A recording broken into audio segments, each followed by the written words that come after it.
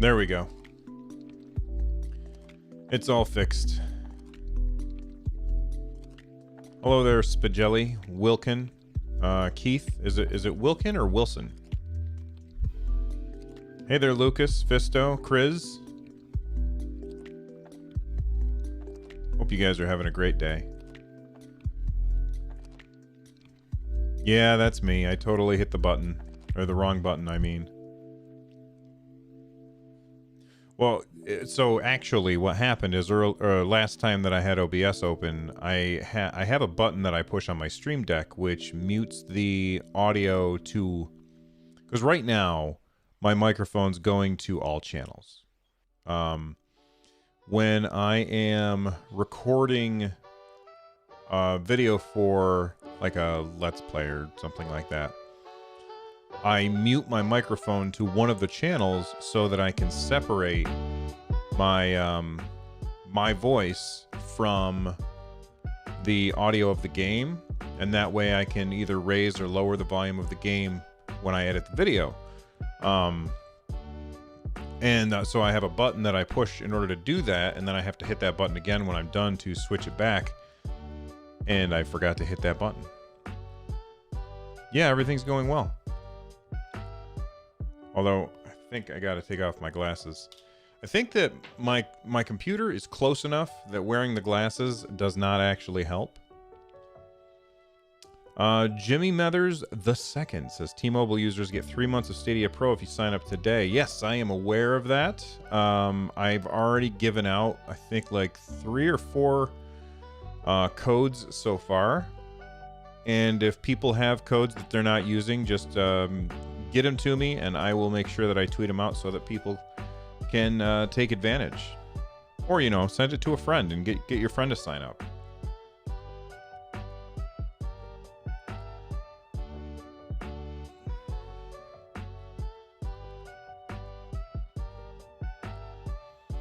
You forgot how clunky Bioshock 1 feels? I mean, I haven't played it since it was on Xbox 360. I don't remember it being particularly clunky, but maybe it was. I don't know. Did I see the XDA article? Yes, I did. That is actually really, really big news, and I think that a lot of people are going to ignore how big that news is, and here's the reason why it's really, really big news. Right now, not a lot of people use a Chromecast, and I think that the main reason that not many people use a Chromecast is because it doesn't have a remote. And that's fine for me. Like, it works just fine for me, especially now that I have Google Home stuff in the house. I can just say, hey, keyword, play this show on this TV, and boom, it works. And it works really, really well. Except for when it doesn't. Sometimes I'll be like, hey, play this, and then it'll be like, here's a YouTube music playlist, blah, blah, blah, and it plays that, and I'm like, no, stop, stop, stop. And then I yell at the machine, and Google writes down that I yelled at the machine, and then eventually, when we have Skynet, the machine's going to come after me because I yelled at it. But there's a lot of people who have zero desire to control things with their voice. And sure, they have a phone, but they don't want to pull out their phone in order to use it. Or maybe they want to be busy doing something else on their phone, and they don't want to have to use their phone to pause and play or whatever it is. Or maybe they have kids and they want to be able to use it, but then their kids who may not have a phone can't control what's on the TV. So, you know, the kid says, Mommy, Daddy, can I watch such and such? Now mom and dad have to go over and set it up. And that's not necessarily a bad thing, but that barrier, that right there is a barrier to entry that I think a lot of people will say, I'm not interested. So they just stick with a Roku or an Apple TV or an Amazon, whatever. By adding a remote control to the Chromecast and giving it an actual UI, that is a huge, huge change.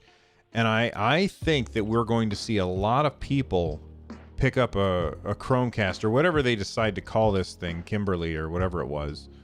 I can't remember the code name that it was, but I think that there's going to be a lot of people who end up picking this up, especially if it's not super expensive. Like if it's the same price or cheaper than a Chromecast Ultra, then I think that they've hit a sweet spot. And yeah, they may lose money on that, but Google can afford to throw money at a problem like this in order to get people to buy into their ecosystem.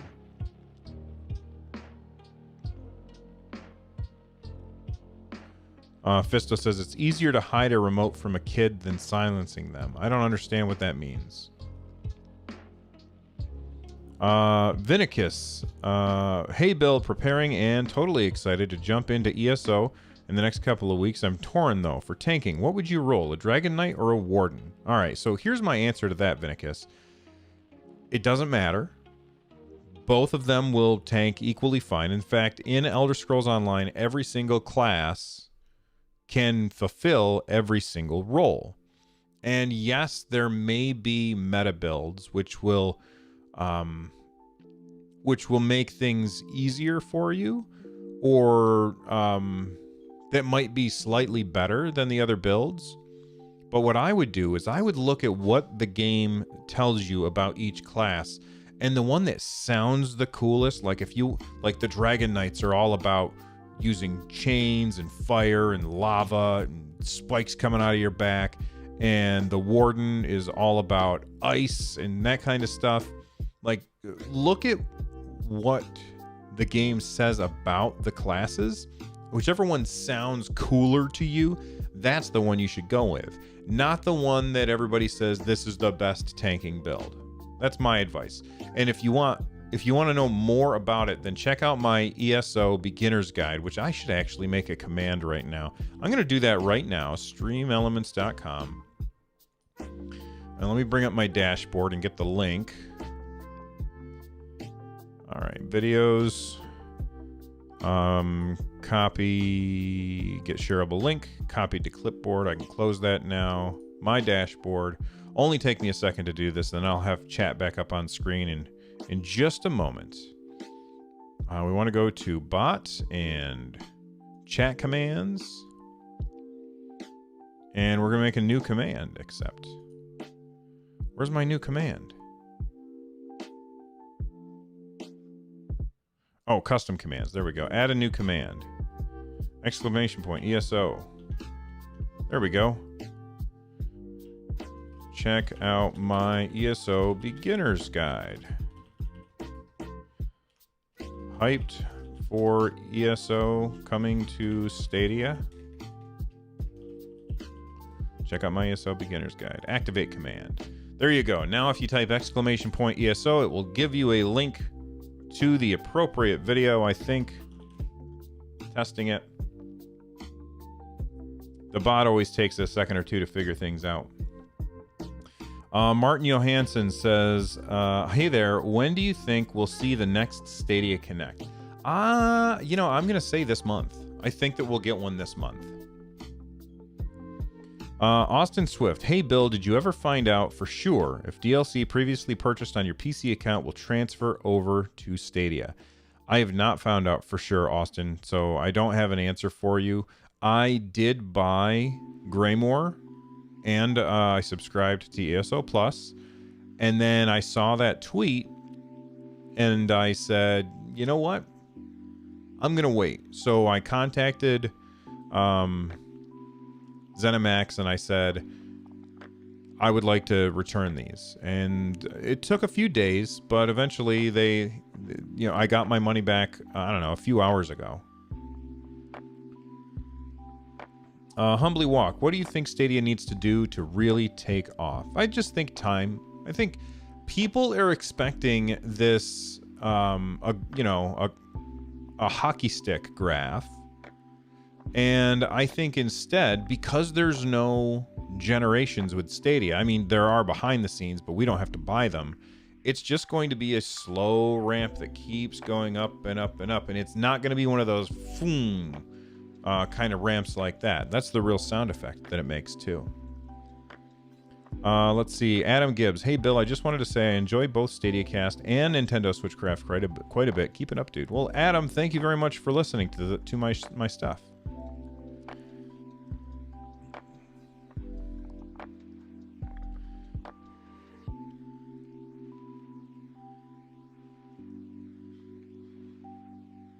Grant Fuller, I'm jumping into ESO for the first time. It looks very daunting. It is very daunting. Watch that video. I do believe it will help.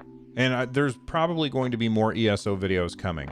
Although I have to ask everybody. And actually, you know what? Let me just do a poll. Straw poll. I'm gonna do a poll real quick because I want your opinion.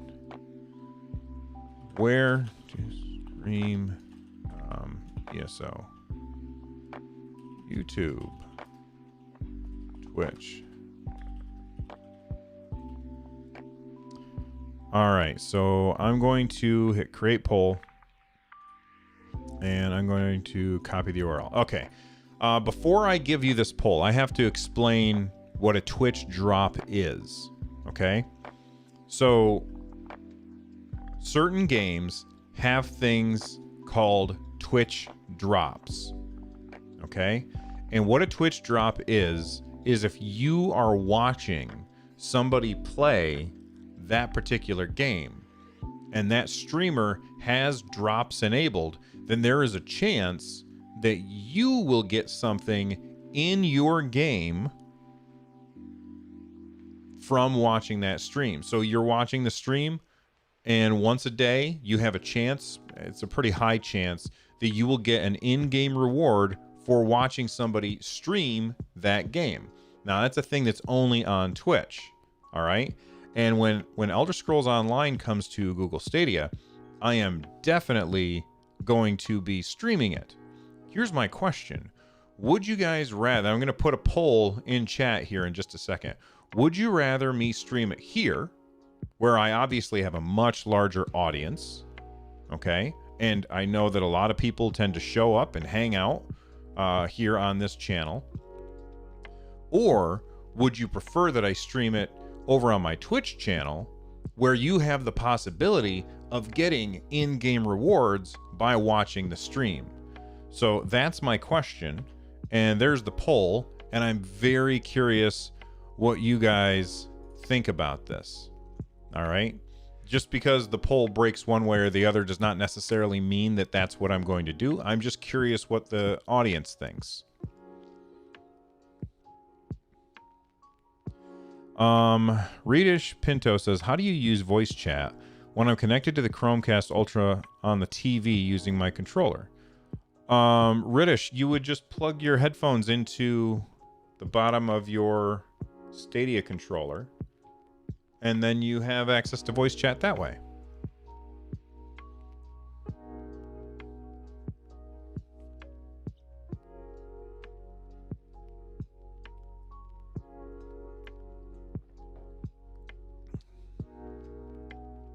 Here, I'll make sure that poll is in chat so people can see it. Hey, Eric.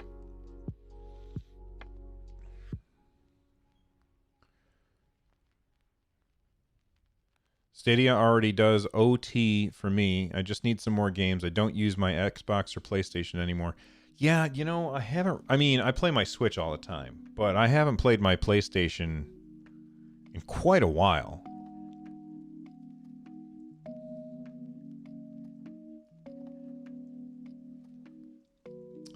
Live Network, thank you very much for the super chat. I appreciate it, man. You know, while I'm thanking people for super chats and everything, I want to say thank you to these happened in the last couple of days. So Timo Sertola, Jordan Brotherton, Electra No No Limit, that's a funny name, and Kevin Williamson all became members in the last couple of days. So thank you very much for that. And Live Network, thank you very much for the super chat. I appreciate the support.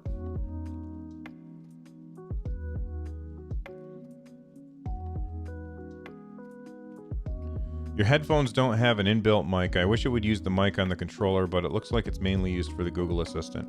Ritesh, you know, if I get what you're saying. If the mic that is on this, which is down here, that's this little tiny hole on the bottom of your controller, if that microphone was the one that was used, then everybody would hear all of the buttons that you're pushing all of the time. Like, it would be a really, really annoying experience to talk to you on Google Stadia, because, you know, we'd hear all of that all the time. It would not be good. I don't know if you guys can hear that on my microphone. That would be a bad experience for everybody else. So I would just suggest, you know, go to the dollar store and buy like those cheapo headphones, and most of them come with a microphone built in. Antonio, thank you very much for the super chat. He says, keep up the great work, Bill and Lloyd, even though he's not here. Love the vids. Well, thank you very much. Lloyd is hard at work right now, and he also he is working on a couple of videos that are coming up. I think I posted a video yesterday and then a video this morning, and I also posted another video today that's only for members for now, but non-members will be able to see that in the next couple of days or so.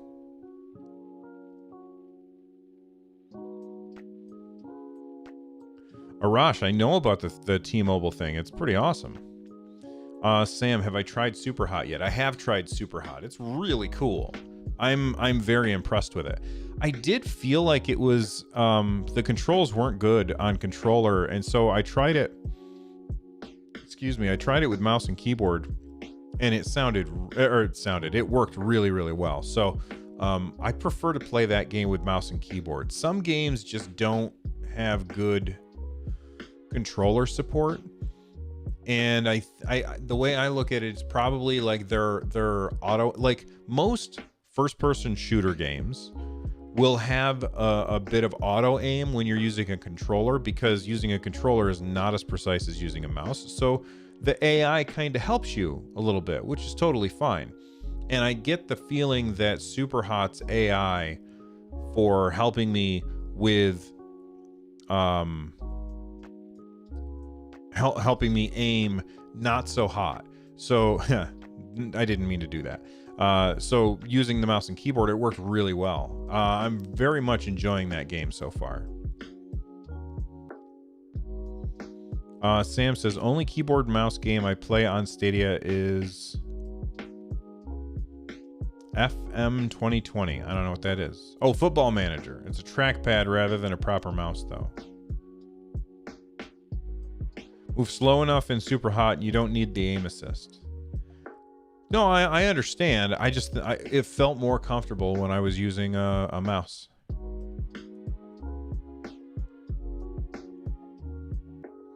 Phoenix says, I have a feeling that when xCloud releases, it will be much more popular than Stadia, and Stadia will even get more hate. First off, stop paying attention to the hate. Like, it doesn't do you any good. You're not getting anything from it. Just ignore the people who are super negative. And if you enjoy it, then just enjoy it. Secondly, Xbox and Google Stadia are two very different services. Yes, they are both video game streaming services, but the difference between them is that xCloud is giving you access to an Xbox when you don't have an Xbox, while Stadia is not about hardware. Like, it is completely divorced from hardware, and because it's completely divorced from hardware, it's going to be able to, in the future, do things that consoles can't do. Where xCloud is constrained by the fact that it is basically an Xbox in the cloud, Stadia is not bound by the limitations of physical hardware that somebody may or may not have in their house.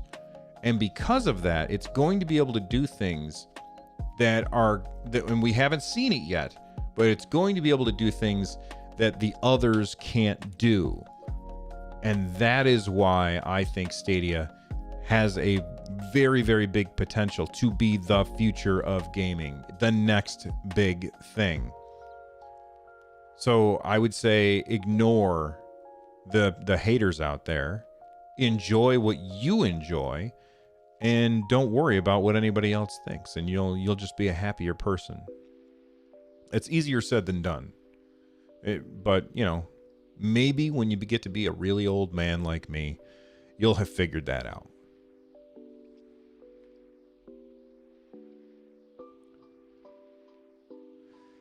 Brian says, I would love for Stadia controller version 2 to have some kind of USB port to hook up a keyboard and mouse to it. Use that. Oh, you know what? That would be, instead of a V2, Brian, I think that's a firmware update. You know, if they did that with a firmware update, then you're all set. Wendy, the Division 2 on Stadia works great. I think that is the best port that I've used on Stadia so far. It is, and that is a true port. Like, it is, they've done a great job on that game. And it feels great on both mouse and keyboard, and it feels great on controller. I love that game. It's a really good game.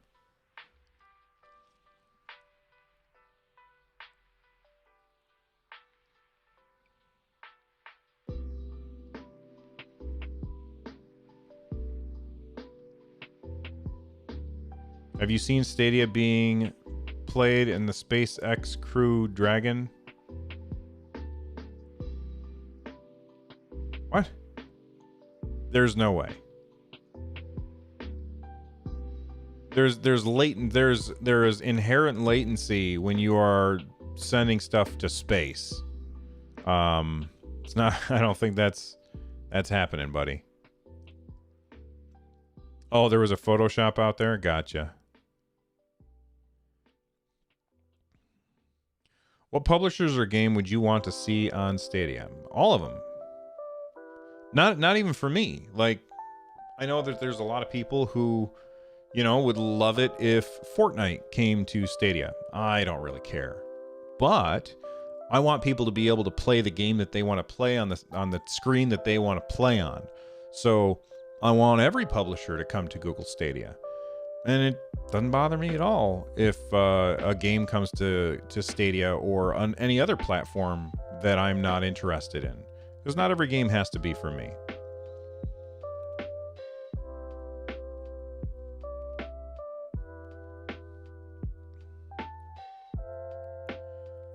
Sarah White, I really reset the PS5 slogan, the future of gaming. You reset it? Or do you mean you resent it? It's just a slogan. It doesn't mean anything. Oh, jeez. Yeah, let's slam into stuff. Good job, dummy. Phoenix, you would cry if we got Call of Duty on Stadia. Why? Like, because you would be happy? Or because you'd be like, oh no, not Call of Duty. Not on Stadia. Yes, resent. Oh, okay, Sarah. It's just a marketing slogan. It doesn't matter. Sam, Pixel Buds or AirPods? AirPods. I'm an iOS guy. I like iOS.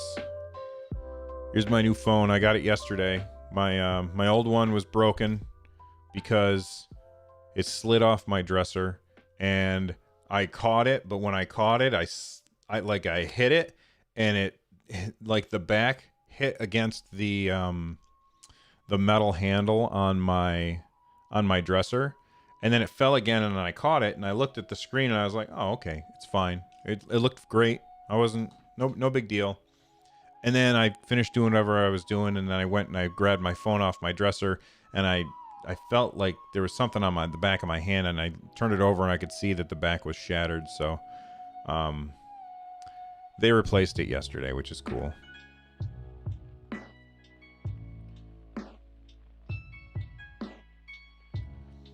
Let's see. Andrew Hull. I want to see RPGs on Stadia. Skyrim, Witcher collection. Kingdom Come Deliverance, and on a different note, Disintegration. I'm pretty sure that we will see the Witcher collection as well as Skyrim on Stadia at some point. Kingdom Come, I don't even know anything about that, or Disintegration. But I think we'll see Skyrim in the Witcher collection. We already have Cyberpunk, not Cyberpunk. I mean, yes, Cyberpunk, but what's the name of the company? CD Projekt Red. We already have a game coming from CD Projekt Red to Stadia, so that seems like a no-brainer. Plus, you know, CD Projekt Red, they understand that, like, it's clear that they already understand that it's going to be a good place to have your game, because you don't have to have any buy-in in order to buy a game. You can just buy the game, right?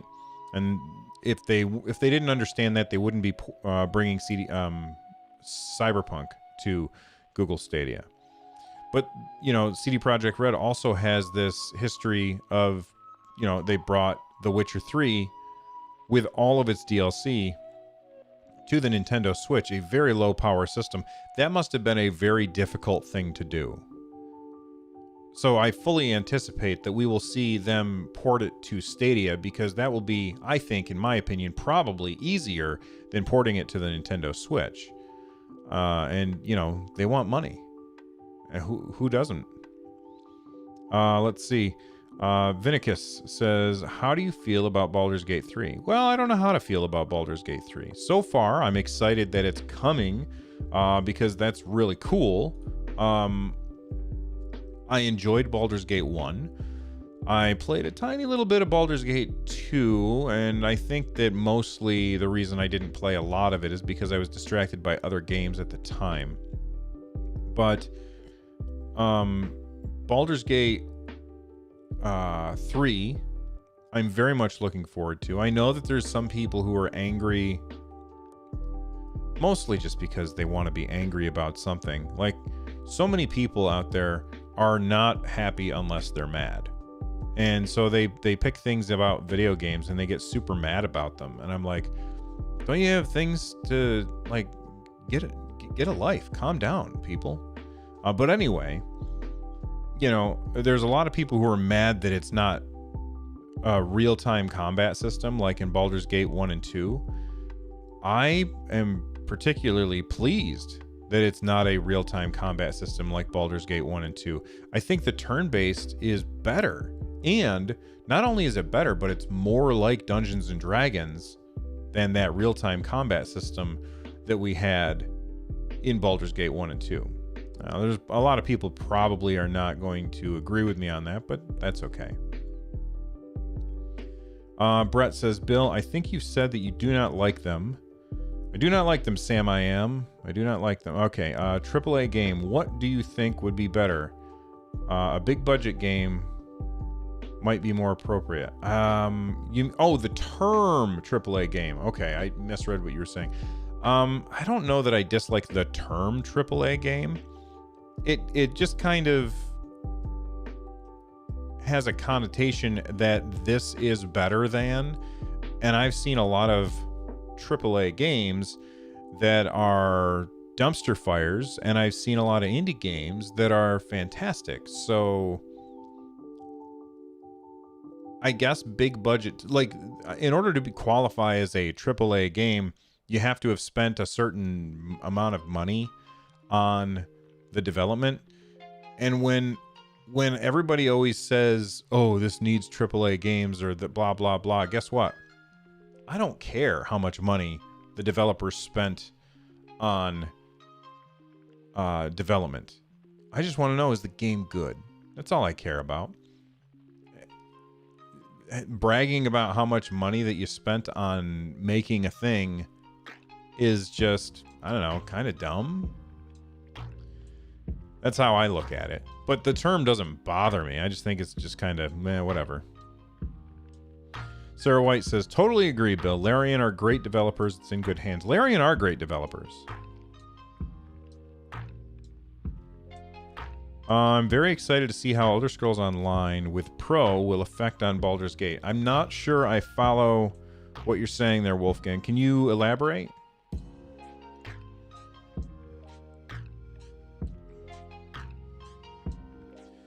Jack, I tried to launch Stadia on my smart clock. Unfortunately, the browser is locked on mobile mode.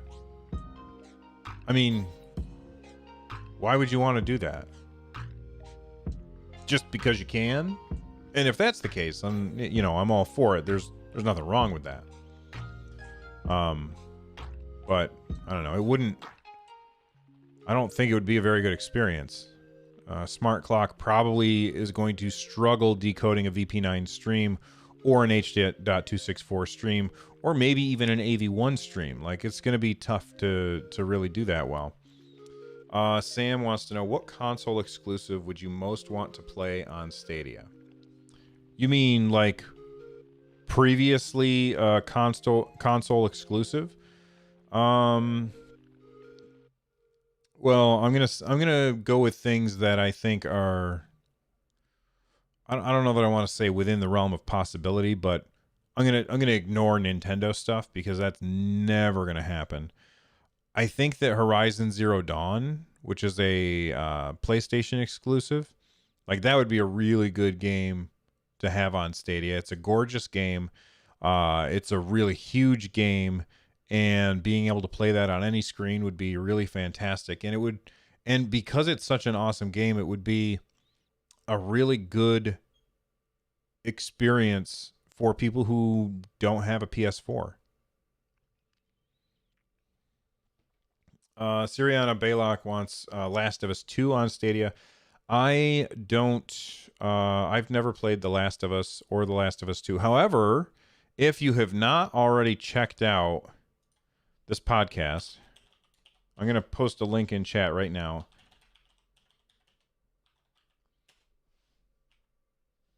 All right. Anchor.fm/143. That's one of my podcasts. And there was an episode where I had a friend on and we were talking about The Last of Us. I can't remember how long ago it was. Grim Fandango, NBA Jam. Here we go. It was Bobby Paul's back in December. We talked about The Last of Us.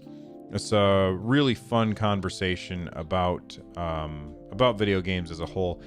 So make sure that you subscribe to 143 Pixels if you haven't already, and you can find out what made Bobby choose The Last of Us as the game that he wanted to talk about. Because the theme behind 143 Pixels is every week I pick a friend to come on the show and talk about one game that they love, and Bobby ended up picking The Last of Us, and he really liked that game. I have access to it. I think I got it as a free game or with my PSN subscription or PS Plus subscription, or I don't know, whatever the hell they call it. But make sure you check that out.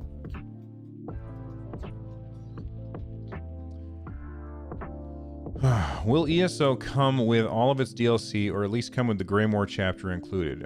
Skinny Boy, no, it does not come with the Greymoor chapter. It comes with Morrowind included, which is really great. Listen, though, ESO, just the base game with no DLC, is hundreds of hours of gameplay, and you're getting that with your Pro subscription.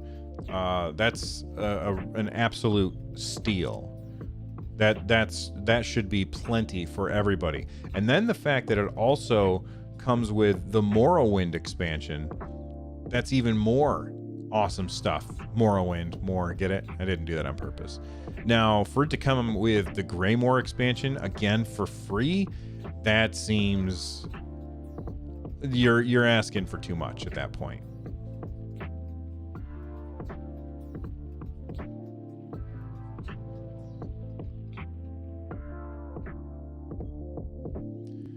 I just gotta refresh this page. There's been something wrong with the live page since YouTube updated it, and it just doesn't update all the time. By the way, if you guys want to do me a huge favor and click that thumbs up button, it really does help out. All right, right now we got 39 thumbs up. It would be cool if we got 100 of them.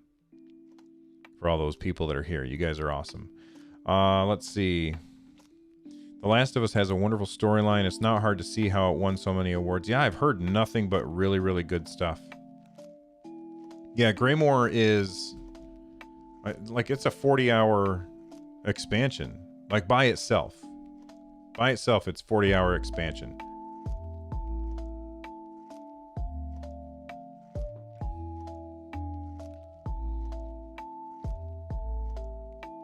Thanks, Grant Fuller.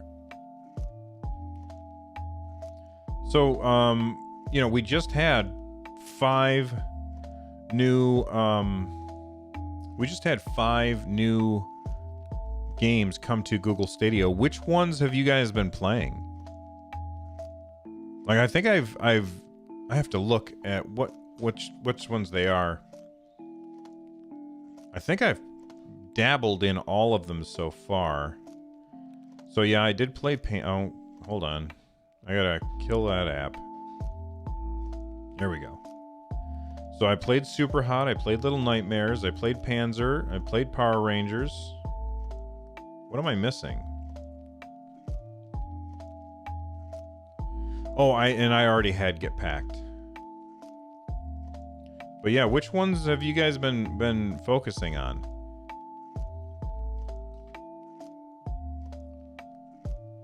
Sam has been playing Super Hot and Get Packed. Akoma says, best one in your opinion is Super Hot.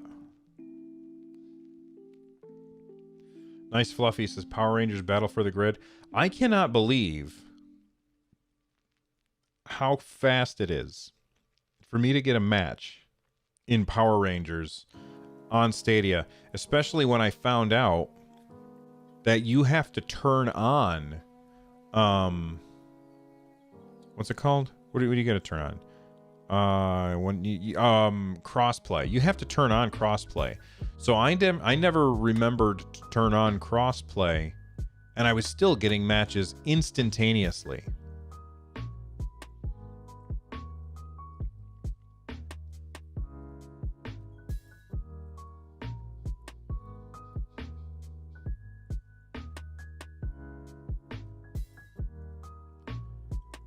Sean Grace, have you tried Get Packed and Couch Co-op? I think the zoomed out camera makes it less fun. I don't know if I did it in Couch Co-op or just co-op, but yeah, I do like it less when the camera zooms out so that I can see everybody. It just makes there's a billion tiny things on the screen, which makes it very hard to find the items that you're looking for. Because for those of you who don't know, when you're playing Get Packed, in the bottom, I think the bottom right of the screen, the customer will say, this is the one thing that you're looking for. Please go find that one thing. And so then you go into the house and it's highlighted and you want to find it and get it in the truck and get that delivered as fast as possible so that you make extra money. And when the camera is zoomed out, when you're doing multiplayer, it's really hard to find that stuff. I think that's definitely I don't want to say a problem, but it's a little irritating. Let's see. Oh, that's the wrong button. There we go.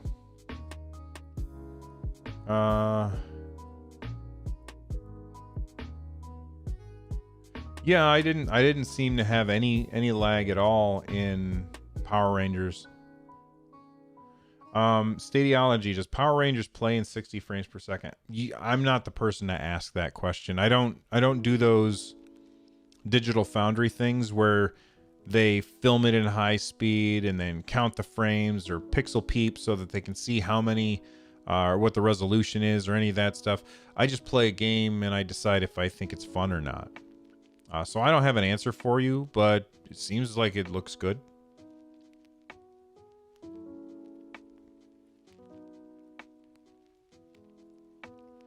Will Stadia upgrade to a higher frames per second when the new consoles come out? So Wendy, the frames per second that you get with a game depends on the game and how well the game is optimized to run on the hardware that it's running on. So for example, you play a game like Metro Exodus, that game you get 4K 30 frames per second. If you lower your resolution down to 1080p by using the balanced mode instead of the best visual quality mode, then you will get 60 frames per second. Does that make sense? If you look at Doom is, I think it's not 4K 60, but it's really, really close. I think it's 1800p 60, and 4K 60 would be 2100p. So 1800p and 2100p are really, really close together. So it's almost 4K 60. And the reason that that runs better is because id Software did a better job optimizing their game than Silver, whatever, the people that made Metro Exodus. And I'm not judging them. Maybe the engine, it works better with Vulkan than the Metro engine. So, like, there's a million things that determine what frame rate your game is going to run at. And that's why we have games that run at 4K 60 on Google Stadia, and we have games that don't run at 4K 60 on Stadia. That's not the fault of Stadia. That's not even the fault of developers. That is just, guess what? There are limitations in the real world. It's not like developers are saying, well, we could make this 4K 60, but screw everybody. We're just going to stick with what we got. You know, there's these pluses and minuses and these decisions that developers and publishers have to make about a game when they're making it. So I know that Google did this foolish thing. They had so-and-so up on stage. I can't remember who it was right now. It might have been Sundar Pichai. And behind him, there's a giant 4K 60 sign. It says games can run up to 4K 60. But guess what? Games can run up to 4K 60 on the Xbox. And they can do that on the PS4 as well. Most don't, because it's hard to get a game that will run on that hardware at that resolution and frame rate. And right now, it's hard to get a game that runs at that resolution and frame rate on Stadia. Now, here's the reason why. Even though Stadia is more powerful than the Xbox One X and the PS4 Pro, even though it's more powerful than those systems, what you have to keep in mind is that it is running the Vulkan API, and most developers don't have a lot of experience using the Vulkan API. So now here comes the blame game again, because everybody loves to play the blame game. Why did Google pick the Vulkan API? Well, they picked the Vulkan API because it's open source and it's pretty close to the metal, meaning that the developers have a lot more freedom with how they can manipulate their game in order to get better results. However, most developers aren't super familiar with Vulkan. And then you're going to take a hardware platform, which is brand new. Okay? You're going to use an API that, while very powerful and open source and great in all of these ways, a lot of those developers are unfamiliar with. And then you're going to ask those developers to make games for it. That's going to take time, right? But Google wants to get games right away. So they say, well, can you port some games? And the developers say, sure, we can port some games. But every time you port a game to a new platform that it was not originally intended for, you're going to lose some things. All right, there are some things that just are not going to run well as you take this spaghetti code that you started with and you try and fit the square peg into the round hole over here. As you take your game and you change it not only from a different graphics API and a different hardware architecture to a brand new graphics API and a brand new graphics hardware architecture, that is going to be very difficult to do well. But I think that a lot of developers have made a very good transition. So when we see a lot of these games and they don't run at 4K 60, Google gets a whole bunch of hate. Why are they getting all this hate? Because so many people don't understand how difficult it is to port a game, let alone port a game to a new hardware system and a new API that people are unfamiliar with. When we go forward a couple of years, we're really going to see the benefits of this. But people are so short-sighted that they can't see these benefits yet. I have no idea if I answered your question, but that's my thoughts on resolution and frame rate on Google Stadia. Big thank you to Michael Mooney, who says, do you think Stadia developers allow homemade game devs? Well, right now, Google is being very, I don't want to say closed. They're being very selective about what they let into the store. And I think that is a good thing, because if you bring in too much too fast, then you're going to run into asset flips and like a lot of garbage games that you don't want on your platform. And when I talked to John Justice about this, he said, if I remember correctly, he said, we're going to start off pretty closed and we're slowly going to open things up over time. So I'm sure homemade game devs will be on the platform at some point, just not yet. Or maybe some already are. Is Doom the best looking game, do you think? I missed the sale. It's hard to say what's the best looking game. It all depends on, art style. Because there can be a game that has a billion triangles. And sure, it looks real nice, but somebody else might look at say Octopath Traveler and say, hey, I think that looks better because of its art style. So I don't know if you can say this game has the best graphics.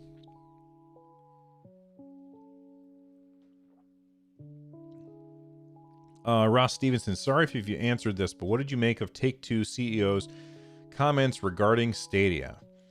Well, we talked about this at length on the show on Sunday, so I would recommend, if you want the long answer, to go and watch that or listen to that. And you can find it right here on the channel. I think it was episode 60. But what I would say, as far as like a short answer, would be they brought a bunch of old games to a new platform, and then they complain when nobody buys their old games that they already own. Just seems kind of asinine to me. That's my short answer. Let's see. You could say, what's the most realistic looking game?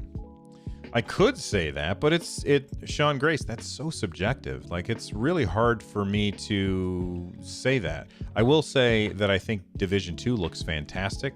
I think that Doom Eternal looks amazing. I played a little bit of Little Nightmares recently, and that game also looks really, really good. And they're all wildly different art styles. Ritesh, how do you think Stadia would stand up to next-gen consoles coming this year? Ritesh, I'm going to say the same thing that I say to a lot of people. This is not a Coke versus Pepsi war. You got to remember that it doesn't have to be an either or. There is zero buy-in with Google Stadia. If I want to play a game on Google Stadia, all I have to do is buy the game, and I don't have to buy anything else. And I can play it right here on my computer in a browser. And that's why I don't think it matters. It's kind of like the Nintendo Switch or the Wii back in the 360 PS3 days. It was basically, let's get an Xbox 360 and a Wii, because it does something so different that it's not actually competing with those. Now, it would be ridiculous of me to say that Stadia is not a competitor with Xbox and PlayStation or Nintendo. I think that would be foolish of me to say, and myopic. this week's favorite word from me. But you don't have to buy anything. So what's to stop somebody from owning an Xbox and then saying, "Oh, this game just came out on Stadia. I'm gonna buy it on there." Hopefully that answers your question. John Sebastian says, "Do you think Stadia will upgrade its hardware to compete?" Well, I've actually spoken to some developers, and I have a source that has told me that their game is running on Gen 2 Stadia. Now, that game is not out yet, but they are running on the second generation Stadia hardware. So I have a source telling me that.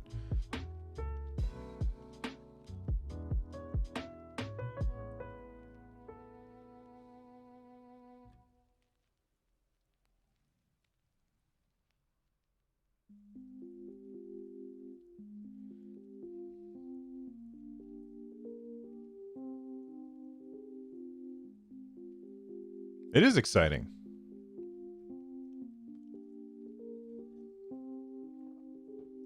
The friends list will stop them from hopping on different platforms. You're not wrong about that, Jack. The one thing that I think is really interesting during the Summer Game Fest, or whatever the hell it is that Jeff Keighley's doing. You know that thing? Okay.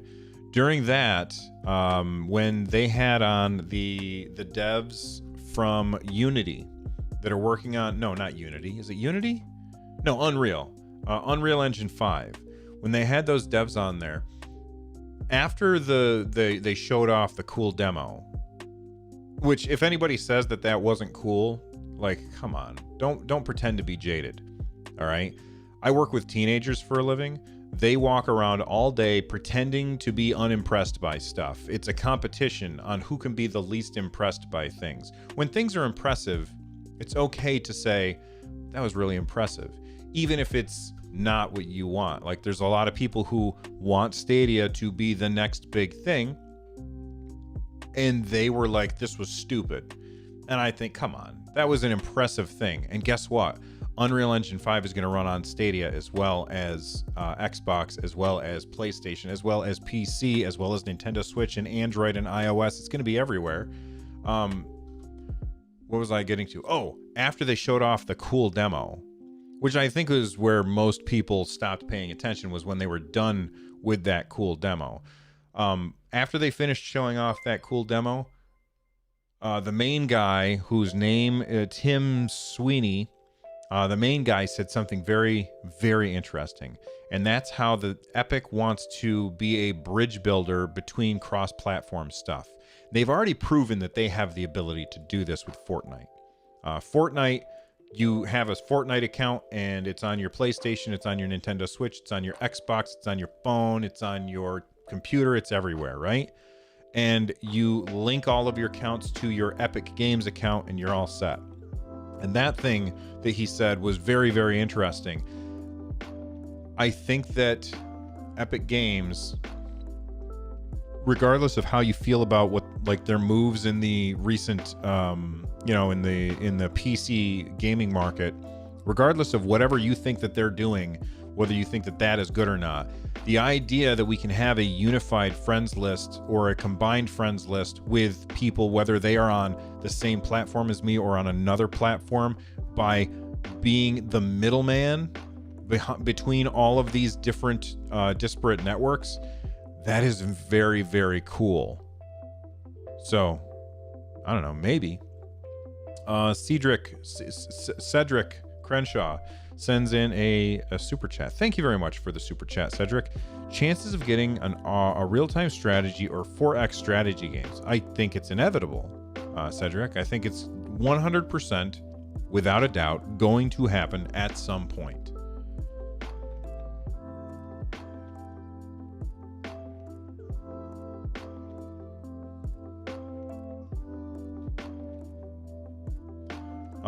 Ray says Google hasn't even officially mentioned the second gen. No word on release. You know what? I think it would be better if they never mentioned it at all. You don't need to talk about the next gen stuff when you can just say, and look, we can also run your game. Like, look at how good our game looks. Isn't that awesome? Our game is running real well, huh? Doesn't matter if it's on Gen 2 or Gen 7 of Stadia, because we don't have to buy it. Why do they need to tell us about it? Do I know German? No, I do not know German.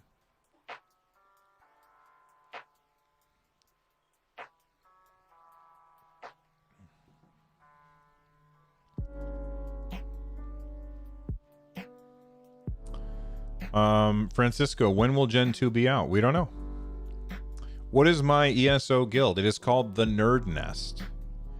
And anybody is welcome as long as you follow the rules and are not a jerk. If you're a jerk even once, you get a permaban.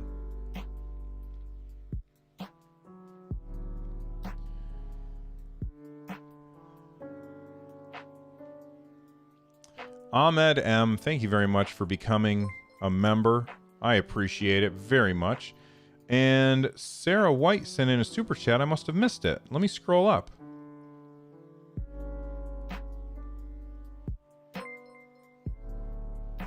Well, Sarah White, I see that you sent in a super chat, but I missed it. Let me go to viewer activity. Then I can see it. Oh, it has a unicorn. Well, thank you, Sarah. I appreciate it.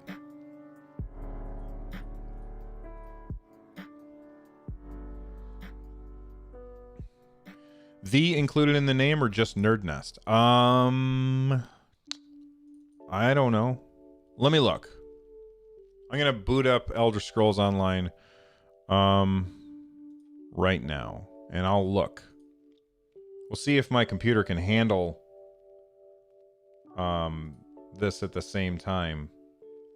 I'm not actually gonna play. Where's my game cam?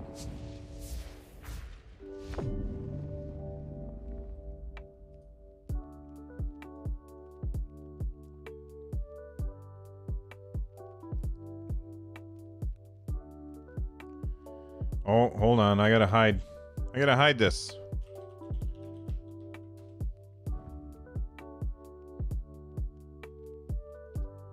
There we go.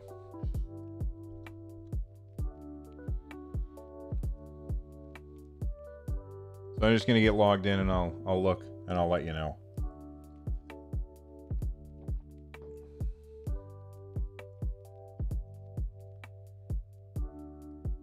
Although, if I switch to this camera, then I can also keep chat up while I'm waiting for this to load. Ruben, hey Bill, thank you for your extended ESO beginner's guide. Looking forward to play it later this month. Me too.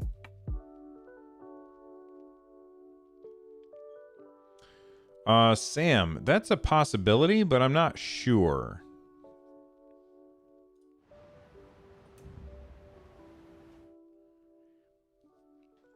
I'm not sure if it runs out this month.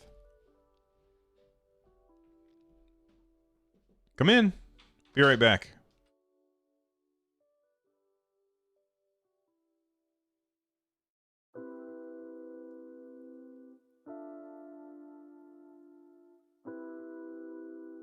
I'm back.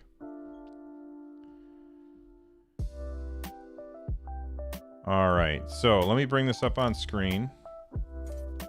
Hopefully I don't get attacked here. And what am I looking for? Guild. It is the Nerd Nest. All right, the Nerd Nest. That is the name of the guild. All right, the Nerd Nest. So the is in there. And let me go ahead and shut the game down. My computer's probably going to melt running the game at 4K while I'm streaming.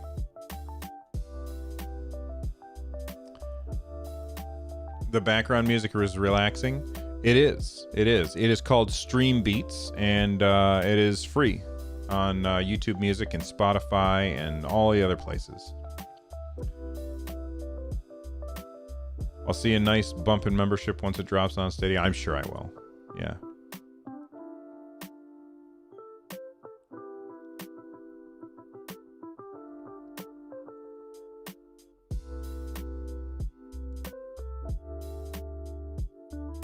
Do we have to be playing ESO to join the Nerd Nest, or can we pre-join somehow? I think you have to like be in the game, and I have to like send an invite and stuff. So, like, once you actually have the game, I'll get people in. Is there a cap to guilds? There is a cap to how many people can be in a guild. I don't know what the cap is.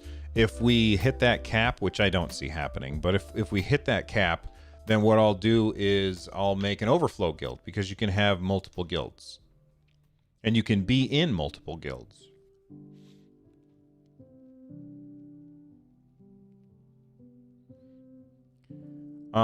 Emmanuel Frost, any chance of getting an interview with someone from the Stadia team again? I'm sure that at some point in the future, once all of the craziness is gone, that I'll probably be able to talk to John again.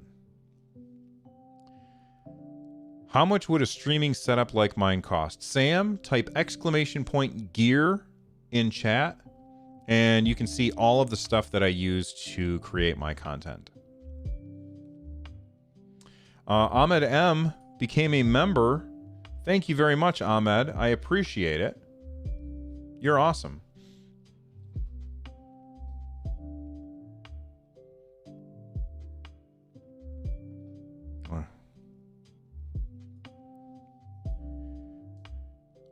Let's see. Don't know if you covered it at all already, but what's your view on the Take-Two CEO comment about Stadia? I talked about it earlier, so you can rewind, or if you watch episode 60 of Stadia Cast, we talked about it at length.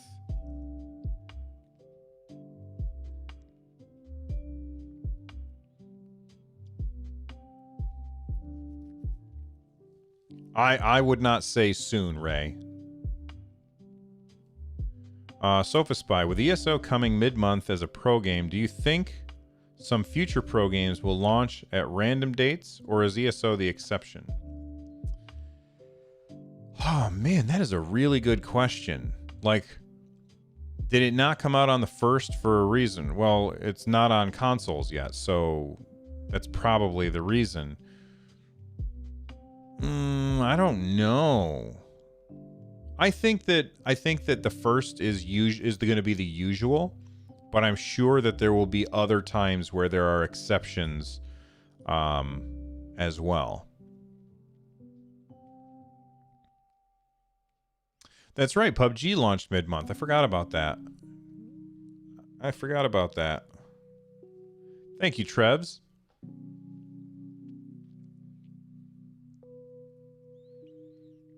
By the way, I've been talking a lot about Elder Scrolls Online. If you have not yet watched my Elder Scrolls Online beginners video and you're a little nervous about jumping in on that game for the first time, check out the link that just showed up in chat, because it's going to be very useful to you.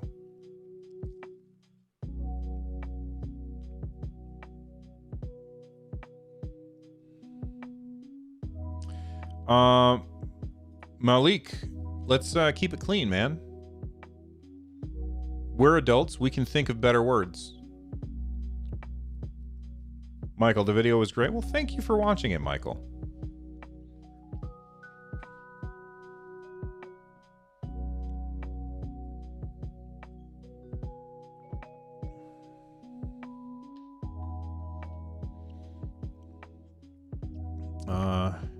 You've added it to your watch later. Well, that is all that I can ask.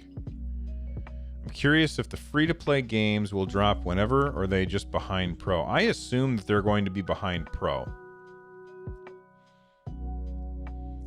Let's see. Bernard Baker. I actually have an Evernote Stadia cast for all the information I can find about ESO. I put your video at the top. Well, thank you very much, Bernard. I'm glad it was useful. I have more work to do on it. There's definitely more things that I need to do to cover, because and you know what, if you have questions about the Elder Scrolls, join our Discord. There's a link in the description right down below. Join the Discord, and there's a channel in there for Elder Scrolls Online. You can ask about it. Just, the Discord is for adults, not for kids. So if you are under 18, don't bother joining, because I will just kick you out.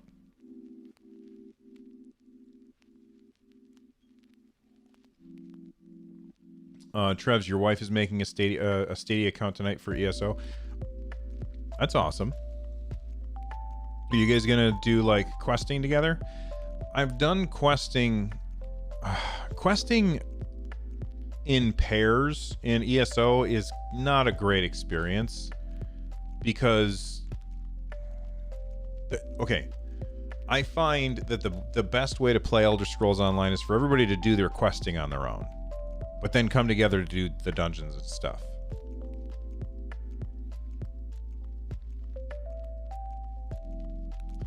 Bernard Baker, I feel like the biggest thing to choose is whether to put my skill points in my abilities or my crafting at first. I would put them in your abilities at first.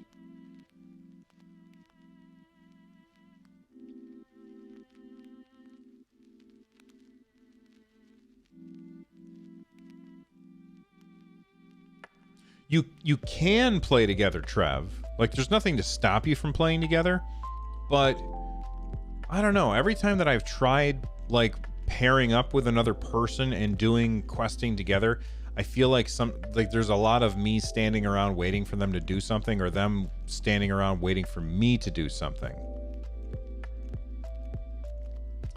Wendy, this is the best Stadia channel I've watched. We like to think of ourselves as more than just a Stadia channel, but we do focus on Google Stadia. We talk about other stuff too, but thank you very much for the kind comment. Where you can add game icon shortcuts. Brandon Leal, I don't understand the question.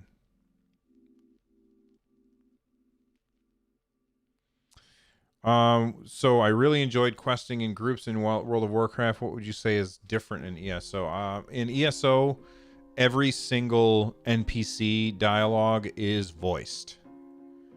And like there's conversations to go through, right?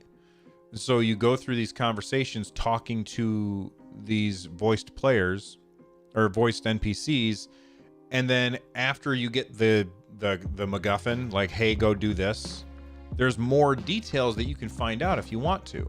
And so as people click through that stuff, you're standing around waiting for them to get through all of the dialogue options, which is just kind of irritating.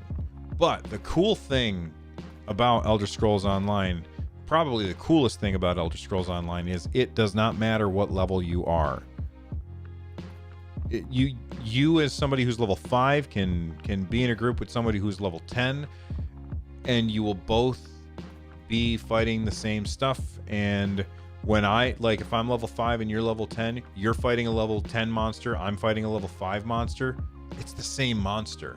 The way that they've done that is brilliant, and it's really, really cool. So even if somebody in your family is playing more than the others and finishing all of these quests, you can still come together and hang out and do PvP or dungeons or stuff like that together, no matter what level everybody is, as long as you are of the right level to go into the dungeons. So I think you might have to be like level 10 to go into dungeons for the first time. Cedric, it scales like Division 2. Well, no, because Division 2, when I was in a group with somebody who was level 30, it would make me like level 30. Instead of scaling me to the level of the enemies, it scales the world to my level. It's really weird, but it's cool.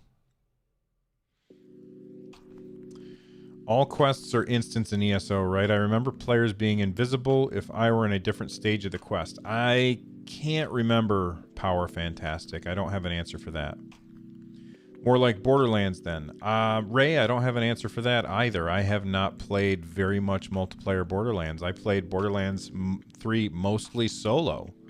In fact, I think I only grouped up with Lloyd twice, and then random people joined my group a couple times. Grant Fuller, they'll never remove the games I've claimed, will they? As long as I'm subscribed, surely I get to keep them. That is what Google has said. As long as you are subscribed, you keep those. When you unsubscribe, you no longer have access to them. And then when you resubscribe, you get them back. However, if there was a game that was available to claim while you were unsubscribed and you resubscribe after it's no longer available to claim, then you cannot claim that game.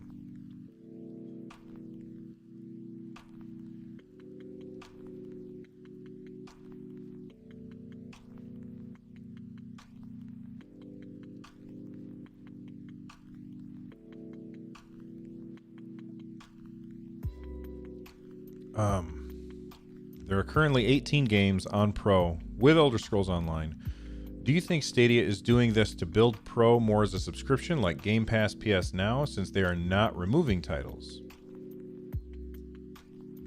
Well, I mean, it was always supposed to be like Xbox Gold and PSN, right? Like that's how they described it, where you subscribe and you get access to the games, you claim them, and they are yours as long as you're subscribed, right? That's how PSN works. That's how Games with Gold works. And I think that that's great. Now, the thing is that you said since they're not removing them, they are removing some of them. Like, you can no longer get Shadows, or not Shadows, but you can no longer get the Tomb Raider game, whichever one it was. You can no longer get Farmer's RPG game, Farming Simulator. You can't get that anymore either. But you could claim those before. It's just that they are allowing people to do it for more than a month, which is very interesting. Now, does it make sense for them to do the Netflix of gaming like everybody said that they were going to do, even though Google never said that? I think it makes a lot of sense. Do they have the library to do that yet? Not yet. Maybe in a couple of years they'll have a library big enough to really be able to do a Netflix of gaming type subscription like Game Pass. But right now, there's just not enough breadth of games on Stadia in order for them to do that. Hopefully that makes sense.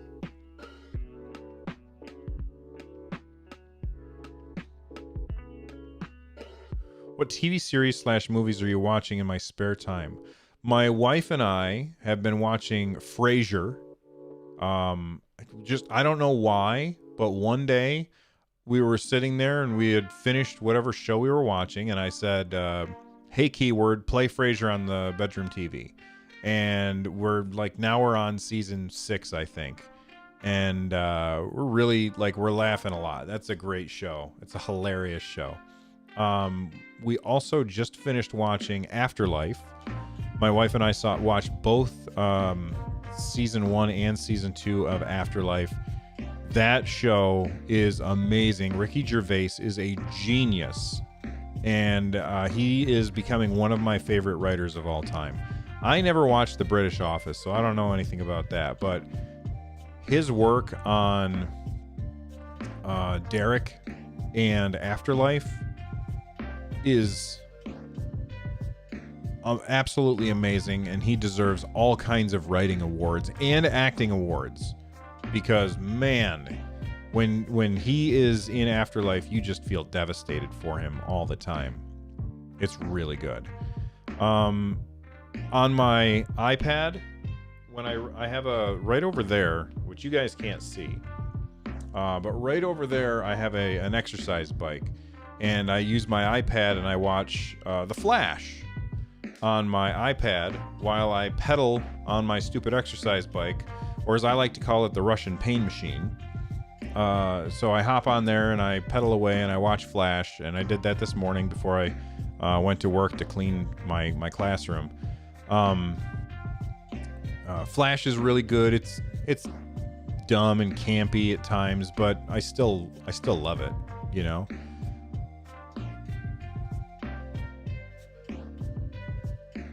Francisco, so is ESO an FPS type? Well, no, it's a third-person action game, Francisco.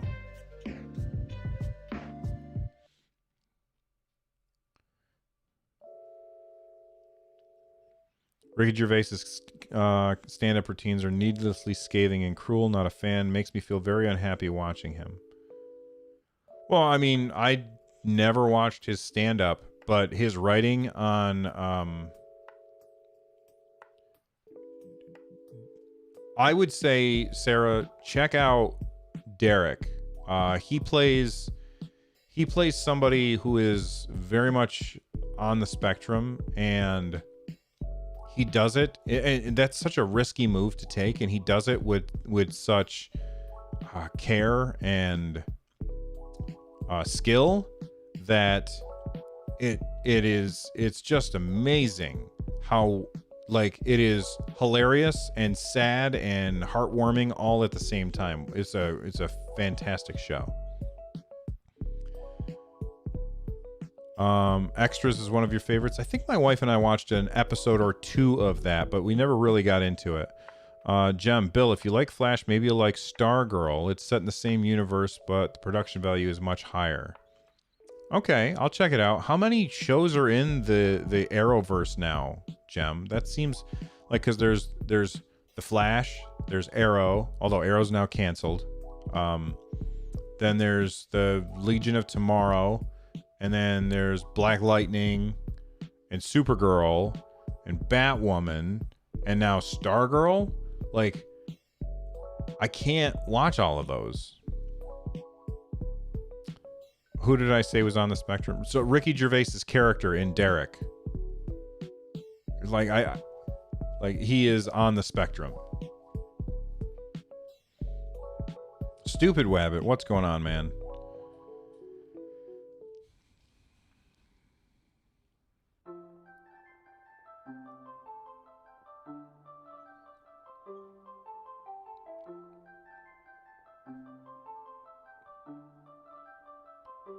Mike Lee says, yes, you can, Bill. I have no idea what you're talking about. Oh, watching all of those shows. Yeah, I can't. And a lot of them are not good. Like when we watched the first season, I think, of Legion of Tomorrow, or whatever that show's called. That was bad. That was just bad. It was poorly written. The acting was, well, I wouldn't say the acting was bad, because they were given such awful writing to begin with. It's like they just couldn't do anything with it.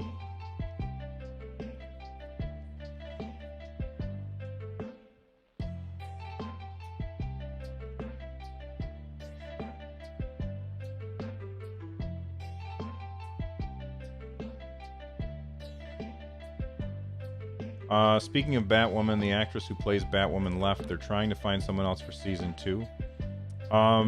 Yeah, I heard, and like there's rumors that she quit because it was unsafe or something like that. If you guys like talking about that kind of stuff, then I have a show, not my show. It's not one of my shows. But there's a show you guys should check out called Breaking the Panel. All right? If you go to gstu.net, bringing it up now.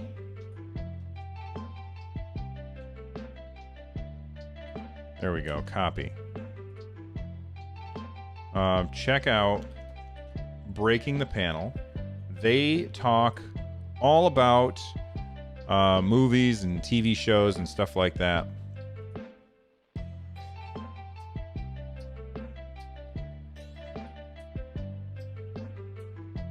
Hey, Kaylin, what's up? Sarah White just hit 67,000 member on the Stadia Reddit. Oh, okay, cool. That's neat. If only they would all subscribe to this channel.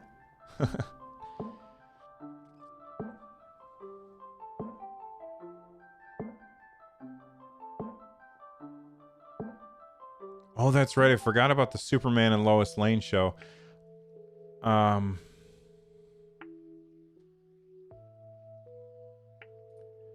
Bruno, I'm just going to tell you, buddy, it's kind of poor form to come into somebody else's stream or YouTube channel and be like, hey, look at mine instead. And I understand you're talking about it in the idea that it's a different language. I can appreciate that, but it's just poor form. And I would advise you not to do that, because it's just going to get people irritated by you rather than what you want.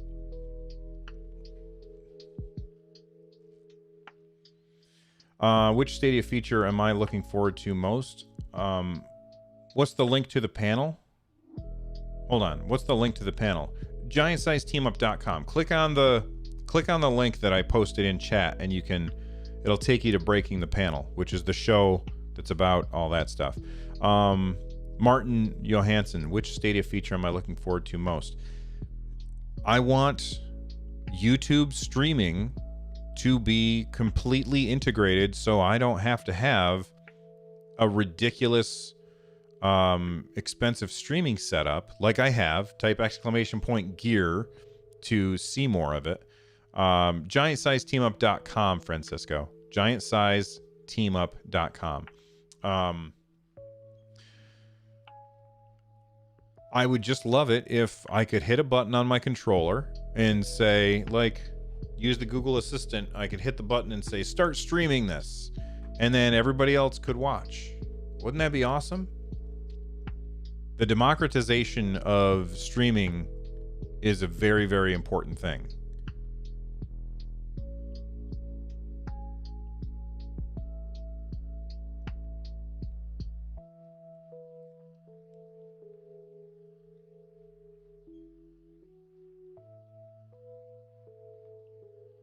Other than that, yeah, family sharing would be huge.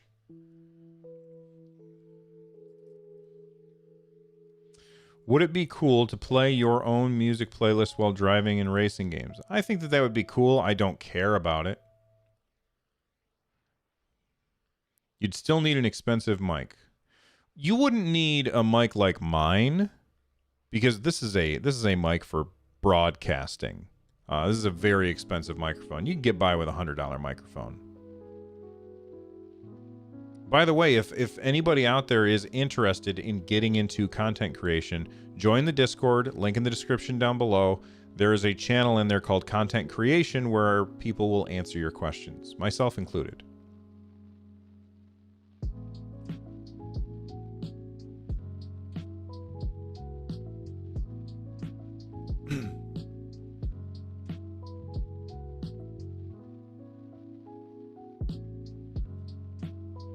YouTube music integration would be cool, but it's probably at the bottom of the list. I mean, it's so weird that they didn't think of that, because when I was talking to, like, well, that was one of the questions that I asked John Justice when I was speaking to him, and he was like, oh, is that something people want? And I was like, yeah, that's something people want. I mean, I don't want it, but people do.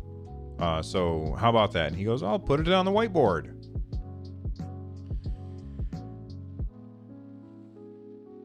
Bruno says, I wanted to buy a game as a gift and I couldn't. That's true. I would love to be able to buy a game for somebody and send it to them. Here you go. Mike Lee says, I remember that interview. Bruno says, okay, talking about this video now, actually, I think Google should focus on improving their store. I mean, searching experience and rebuying their stuff. It's pretty hilarious that Stadia, coming from a search-focused company, has such a terrible, like, you go to the store and there's no search button. Like, what in the hell is that all about?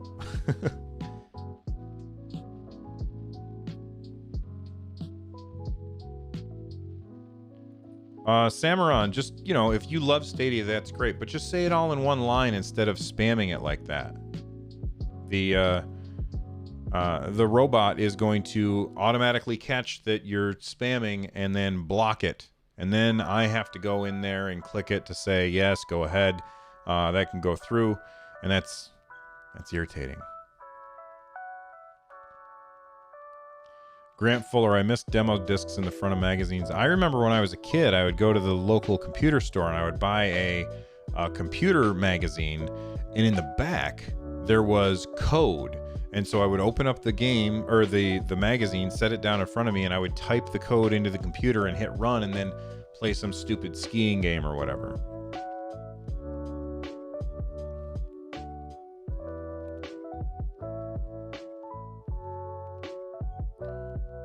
The best local multiplayer game on Stadia? I mean, Get Packed is pretty great.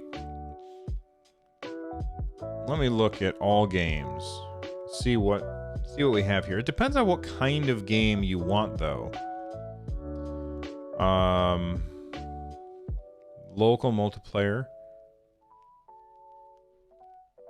I've not tried Darksiders Genesis local multiplayer. I don't know if it has split screen. That game's really awesome. Finished that one. Did a review of it right here on this channel. Local multiplayer. Well, there's Monopoly. There's Mortal Kombat. NBA 2K. Power Rangers.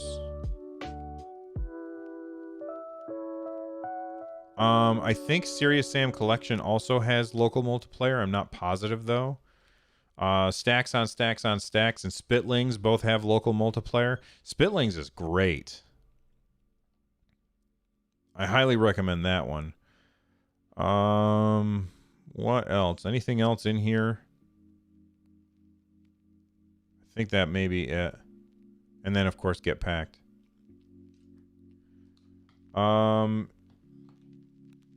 I'm not sure how to say your name, but Bill, have you ever tried the Vortex Cloud gaming service? No, I have not. Juan Bell, when will FIFA be released on Stadia? I would assume when FIFA 21 comes out. Like the next FIFA will be on Stadia, I'm sure. Lujan Akoma, thank you very much for becoming a supporter. I appreciate it. Thank you for the support.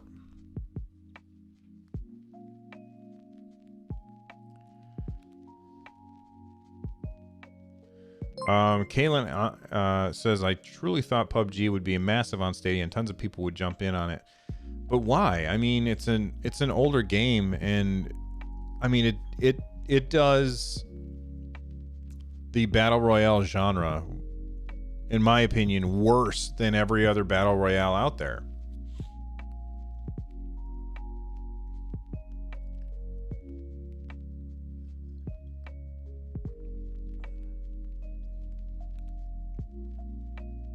Borderlands is local multiplayer? There's no split screen in Borderlands 3, is there? I don't think there is.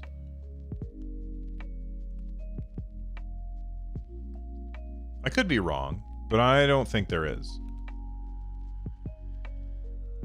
PUBG plays great for you. It just doesn't... I'm not talking about how well it plays. I just don't think it's a very good game. But that's for me. You know, other people can like the games that they like. My favorite is Apex. That's the one that I like the best.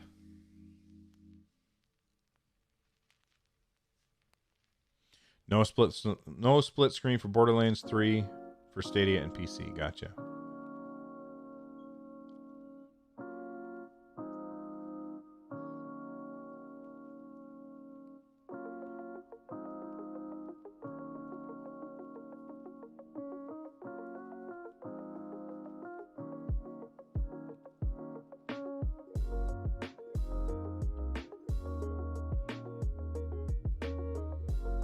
The learning curve on PUBG is steep. Yeah, I would say that. Samron, are you the biggest Stadia YouTuber? I don't know. I would not consider myself to be a YouTuber. I'm a podcaster that dabbles in YouTube. Does Stadia have Minecraft? Tony P, it does not have Minecraft. I'm sorry. Grant Fuller says, I would like to see Apex and Warzone. You know, the people behind Apex have said over and over they don't think that Stadia can handle Apex because of the latency. I mean, they're gonna know better than I would, but I feel like I feel like there's not, I haven't really run into latency issues on Google Stadia at all.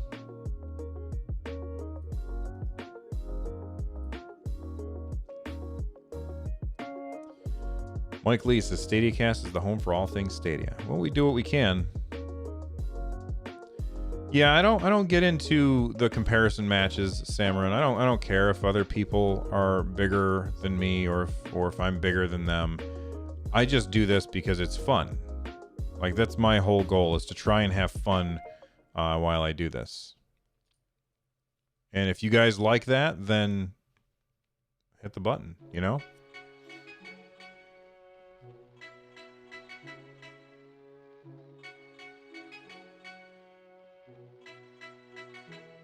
I don't think it's about being humble. It's about not wanting to get caught up in the nonsense.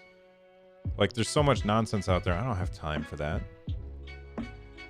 You know, if I could revive an old meme, ain't nobody got time for that. I'm not interested in the nonsense. I just want to do a fun thing.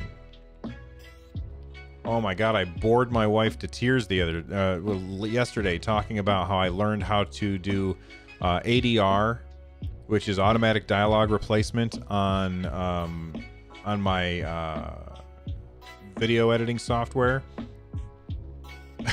Because I had to learn how to do a new thing when I was making my Elder Scrolls Online video. Nice Fluffy, I feel like the latency reasoning may be more of a cop-out reason than anything, in my opinion. I don't know if it's a cop-out reason. You know, a better cop-out reason for that Apex could give is, well, right now, we don't feel like there's a large enough market to warrant making that transition. They could also steal a page from Jeff Kaplan. You know, Jeff Kaplan asked over and over and over again, are you going to be bringing Overwatch to the Nintendo Switch? And over again, Jeff Kaplan said, look, we're working our fingers to the bone trying to keep PC, PS4, and Xbox One all on the same update releases. Adding a fourth layer into that mix would needlessly complicate our workflow. You know? He said that 1 billion times. Adding in another port would make way more work. So we're not going to do it. And then eventually they brought Overwatch to the Switch. In fact, I know that people in my Discord, link in the description down below, are playing Overwatch together tonight on the Nintendo Switch. There's an LFG channel in there, in that channel, or in that Discord, and it's not just for Nintendo, and it's not just for Stadia. It's for just general games. But Apex could have said, look, we're busy keeping it running on PC and PS4 and Xbox, and bringing it to Google Stadia right now is not something that we want to do, because it would just make everything else harder for us. It makes a lot of sense.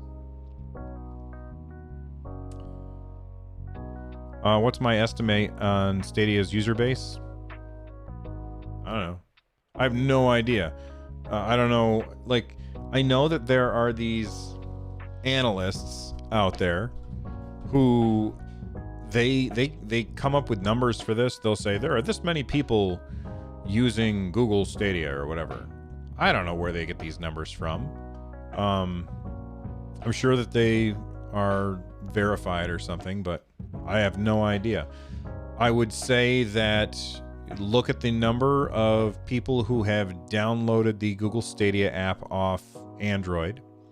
Add to that the number of people who have downloaded the Google Stadia app on iOS, and there's your answer. But I don't think that Apple releases that information, so I'm not sure. Intellivision Amico console is coming on the 10th of September. I think that is actually kind of cool. Like, this idea that there's no microtransactions, all the games are really cheap, all the games are local multiplayer. I think that's very interesting. Jem says, just a speculation. I think it's anywhere between 500,000 and 1 million. That is a ridiculously large span, though. You know, my room for error is 500,000. What do I think of Stadia's early access game, Ember? I've talked about it before, but generally, I love the idea of Ember more than I love the execution of Ember, and I think that the reason why I like... Well, I know why I like the idea of Ember, but the execution, I feel, is not great, and here's why it's not great. And it's not their fault. It's a decision that they made, and that decision was to go with like a physics-based system, which is totally fine. There's nothing wrong with that. Except I don't like how physics-based games feel when you are controlling them. I feel like they just don't feel right to me. And you can say that about any physics-based game, like Totally Reliable Delivery Service, Human Fall Flat. All of those physics-based games, they feel super clunky when I am playing them. And Ember feels like those, and I don't think that has anything to do with Stadia. I think it's just the game. And so I don't like it as much. But, like, I also didn't like Hello Neighbor for the same exact reason. And Hello Neighbor is a good game. It's objectively a good game that I can't stand because I don't like the way it feels when I control it. And it's not something that I can put my finger on. It just feels unreliable when I'm trying to play it. Do I have a Founders Edition? I do. Right there. There's my Founders Edition. We also have a Premier Edition downstairs. And I really, really want a Wasabi controller.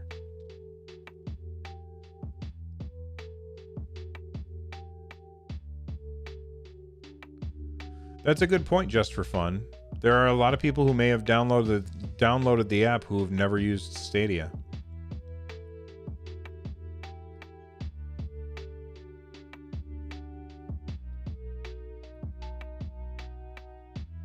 I noticed that T-Mobile are giving out 3 months of free Stadia Pro for new users. Yeah, I saw that. I've given out like 4 codes so far today. I think maybe 3 or 4 codes, as people sent me their codes because they don't need them, and then I tweet them out. If you guys haven't followed me on Twitter, it would be cool if you did. I'm at RunJumpStomp on Twitter. There's a link in the description down below. Incredibly Intelligent Wabbit says, Wasabi looks even better in person. Oh, I'm so jealous. Lloyd got a Wasabi controller as well. Did we see in the Netflix series Space Force they use Stadia controllers? I saw the screenshots. Cool, I guess. I mean, whatever. Google probably said, here, please use these. We'll give you money.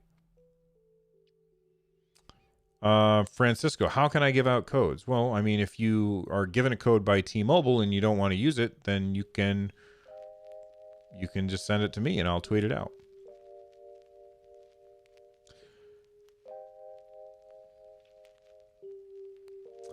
Sega pull out the games from GeForce Now, maybe because they're bringing games to Stadia. It's a possibility. That doesn't mean it's definitely going to happen, though.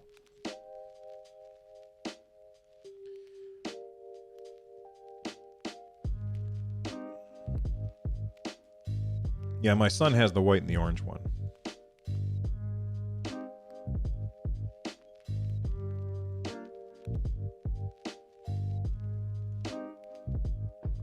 All right, I'm gonna be right back. I'm gonna let you guys look at the stuff on my shelf while I'm gone. I'm gonna go and grab a water. All right, I'll be right back, everybody. Stick around.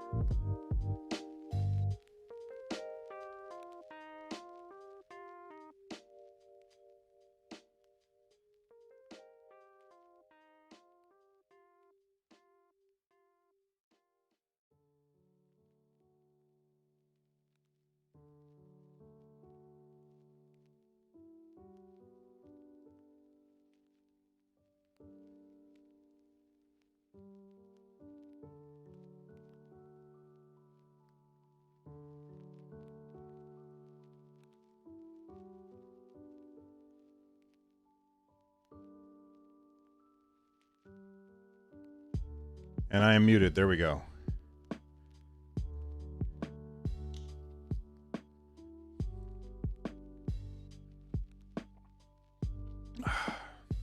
Who seems so depressed? Me? I'm fine. This is just my face, man. I have resting grumpy face. I'm in a great mood.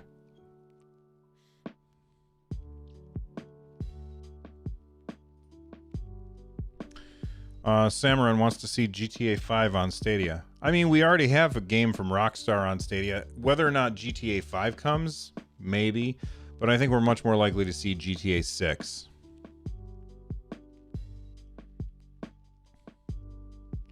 Do I know if there's any other way to play Stadia on iOS besides Shadow? No, I don't think that there is, best frenemy, but like that's a huge workaround and is just really not worth your time, I don't think. That's right, I have resting Bill face. Resting Bill face. I had to tell my wife that one. Incredibly intelligent Wabbit says, I doubt we will since the announcement from Take-Two. Oh, that's right, yeah. Well, you know what? He said that, and he said, we will continue to support streaming in the future, like when it makes sense. I think they're just going to wait for a larger user base.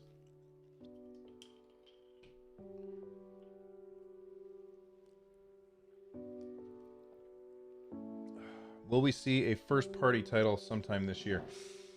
I don't know. It takes a long time to make games. I don't know how long Jade Raymond and her team has been talking or working on that. Where does the name Run Jump Stomp come from? It comes from so my very first podcast was called Arcatan's Arcade. I'll type it out.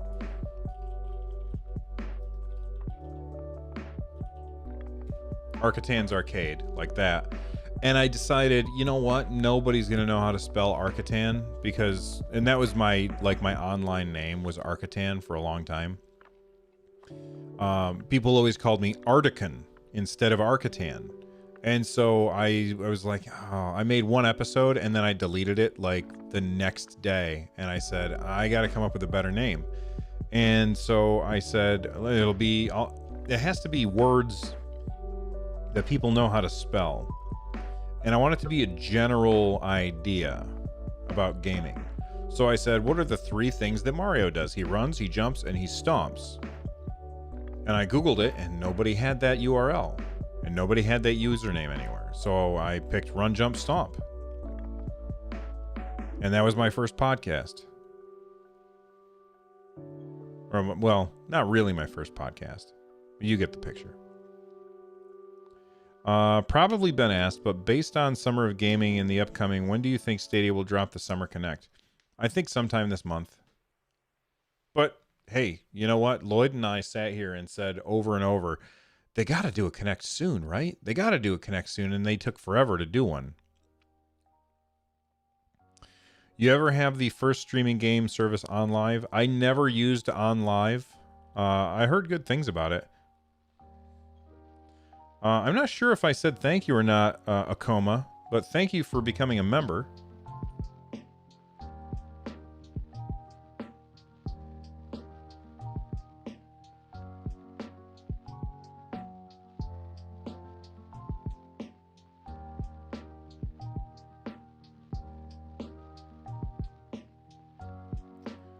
You got Panzer Dragoon on Stadia, and you beat it, but how do you get to Pandora's Box? The end credits.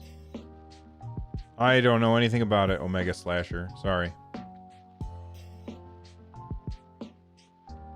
Buy, download, wait. Gem, that's good. Online was so similar to Stadia. Yeah. It was ahead of its time. I think that Stadia might be ahead of its time.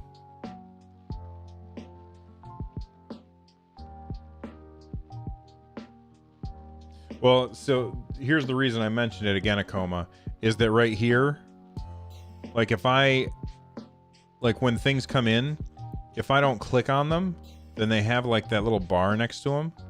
And so I guess I thanked you, but I never clicked on your name. And so I wasn't sure if I had actually spoken to you yet or said thank you. So now I've clicked on it so I can see. Chad C, does Game Pass come to Stadia? I don't think so. I don't think that's going to happen, Chad C. Activision said that they have no plans for Stadia right now. Jeff Kaplan, who works for Blizzard, who is owned by Activision, said that they had no plans to bring Overwatch to the Nintendo Switch. The Diablo team said over and over that we have no plans to bring Diablo to the Nintendo Switch. And then they did. So just because somebody says we have no plans at this time doesn't mean that they aren't working on it. Also, doesn't mean that they are. Bad Mojo. No rumors yet. We don't know anything about that. Base Force. I wonder how close we are to Uplay Plus and Stadia. That's a good question. I have no idea. Phoenix says, thanks for giving me some hope. Well, it could be false hope, though, Phoenix. Keep that in mind. CSTA, I still have my OnLive micro console and controller, including the signed press kit I was gifted from Steve Pellman, founder, CEO, awesome guy. The second he left OnLive, that was it, in my opinion.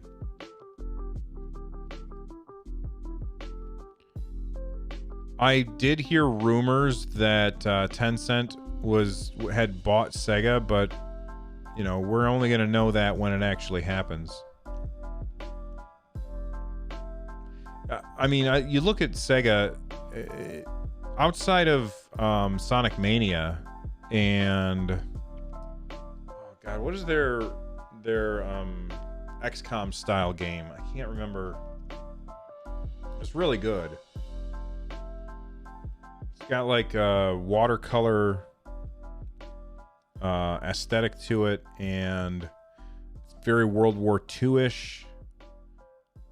I can't remember what the name of that game is, but anyway, there's not a lot of games from Sega that I get super excited for. Oh, you tried to get us a Super T-Rex, but it didn't happen, Akoma. I'm sorry, but thank you very much for the support.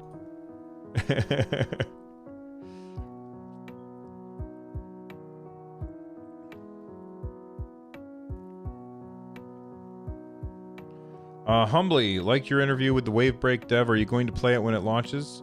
Probably. I mean, if they give us a review copy, I'll definitely play it.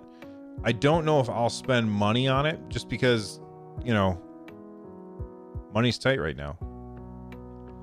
Rune, hey Bill, what's your opinion on GeForce and Steam partnership? I think that it's good for the industry. The more that there is competition out there, where there are different ways that you can play games without somebody needing to buy a thing, the better it is for the consumer.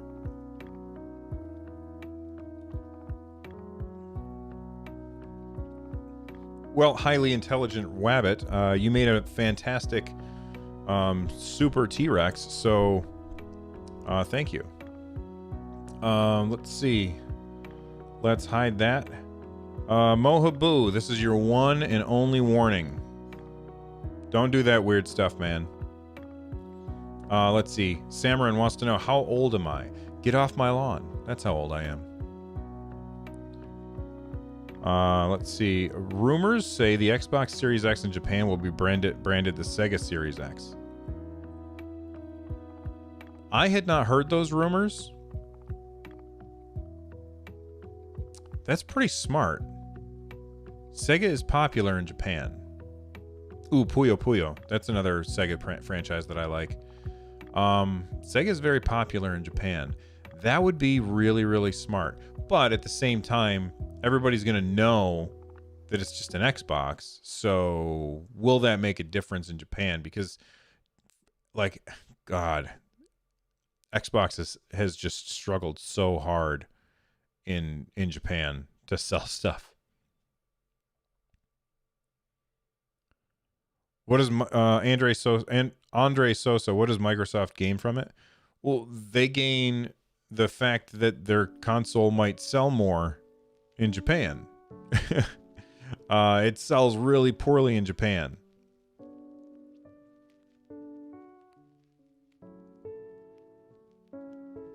Did I hear about the upcoming Google streaming stick? There were some leaks today. Yeah, I saw those over at the XDA stuff. I talked about it at the very beginning of this stream, but to recap, I think that is huge for Stadia.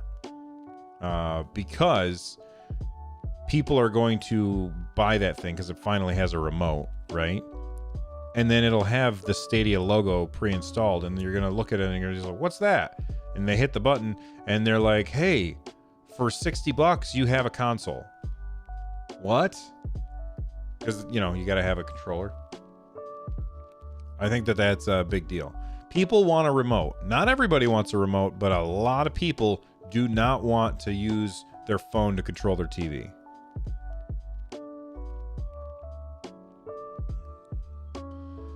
Omega/Buster1.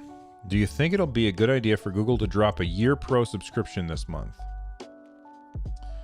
Yes, that would be a wonderful idea. When I interviewed John Justice, I said, are we going to get the ability to subscribe for a full year at a discount? And he said, maybe. Actually, he was probably a little more cagey, and he said, is that something you want? But yes, I would rather do an annual subscription for a little bit less money. I think it would be good for Google, and more people would probably subscribe.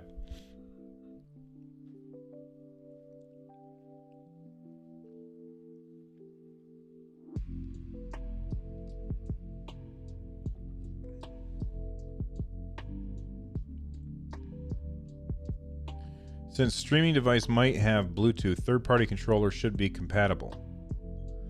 Maybe. That's a possibility. We don't know that it'll have Bluetooth. Although, if it's got a remote, then maybe.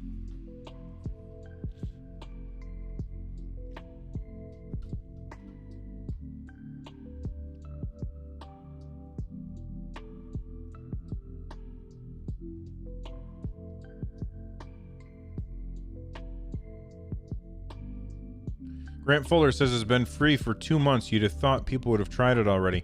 If you walk up to the average person and you say, hey, have you tried Stadia? Most people would say, I don't know what that is.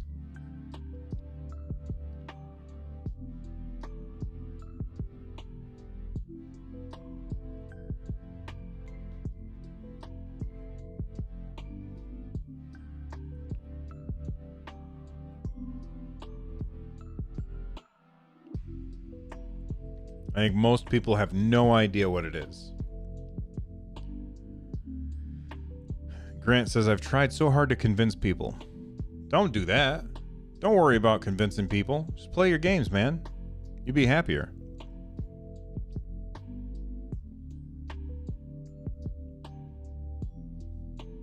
Just got to refresh this page real quick. I wish the YouTube page would auto refresh for me so I could see stuff.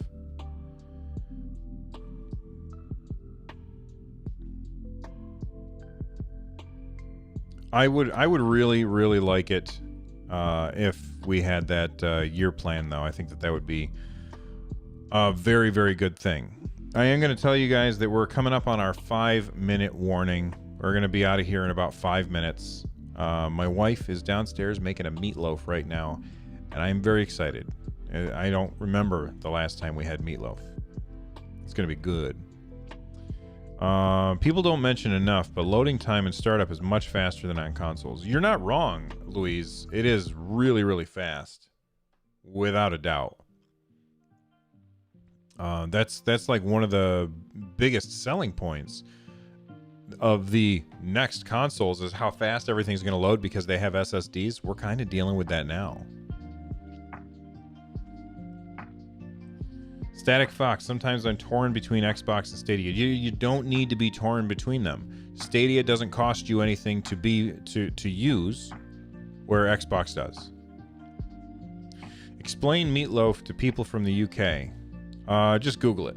I don't know how to explain it. It's a big hamburger.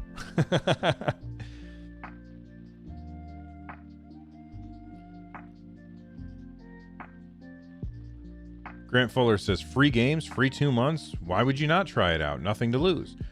Because they don't know what it is. They've never heard of it.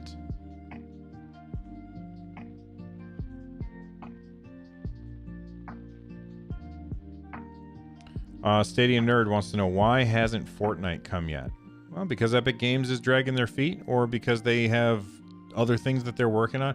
You got to remember, they are making Fortnite for PC, for Nintendo Switch, for Xbox, for PlayStation, for Android, for iOS, and I don't know if I said it yet or not, but for PC.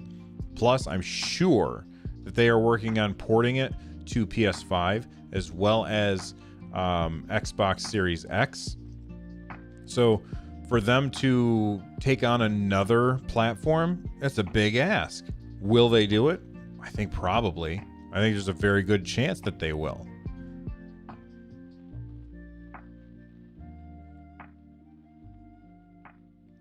Meatloaf, famous singer from the 70s and 80s. He was awesome, man. Or he still is awesome. I mean, he just doesn't sing anymore.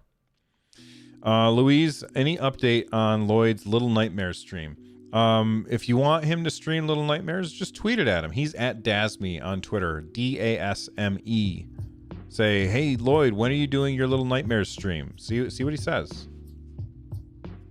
I don't want to paint him into a corner, so I'm not going to answer a question on whether or not he's going to stream Little Nightmares.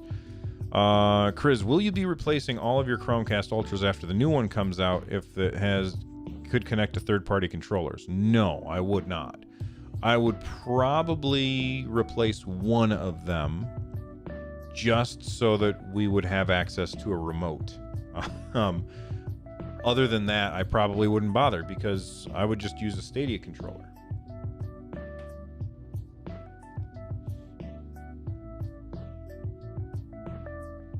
Plus, my niece said that her Roku was kind of slow, and so I could take one of the older or the Chromecast Ultras and give it to her.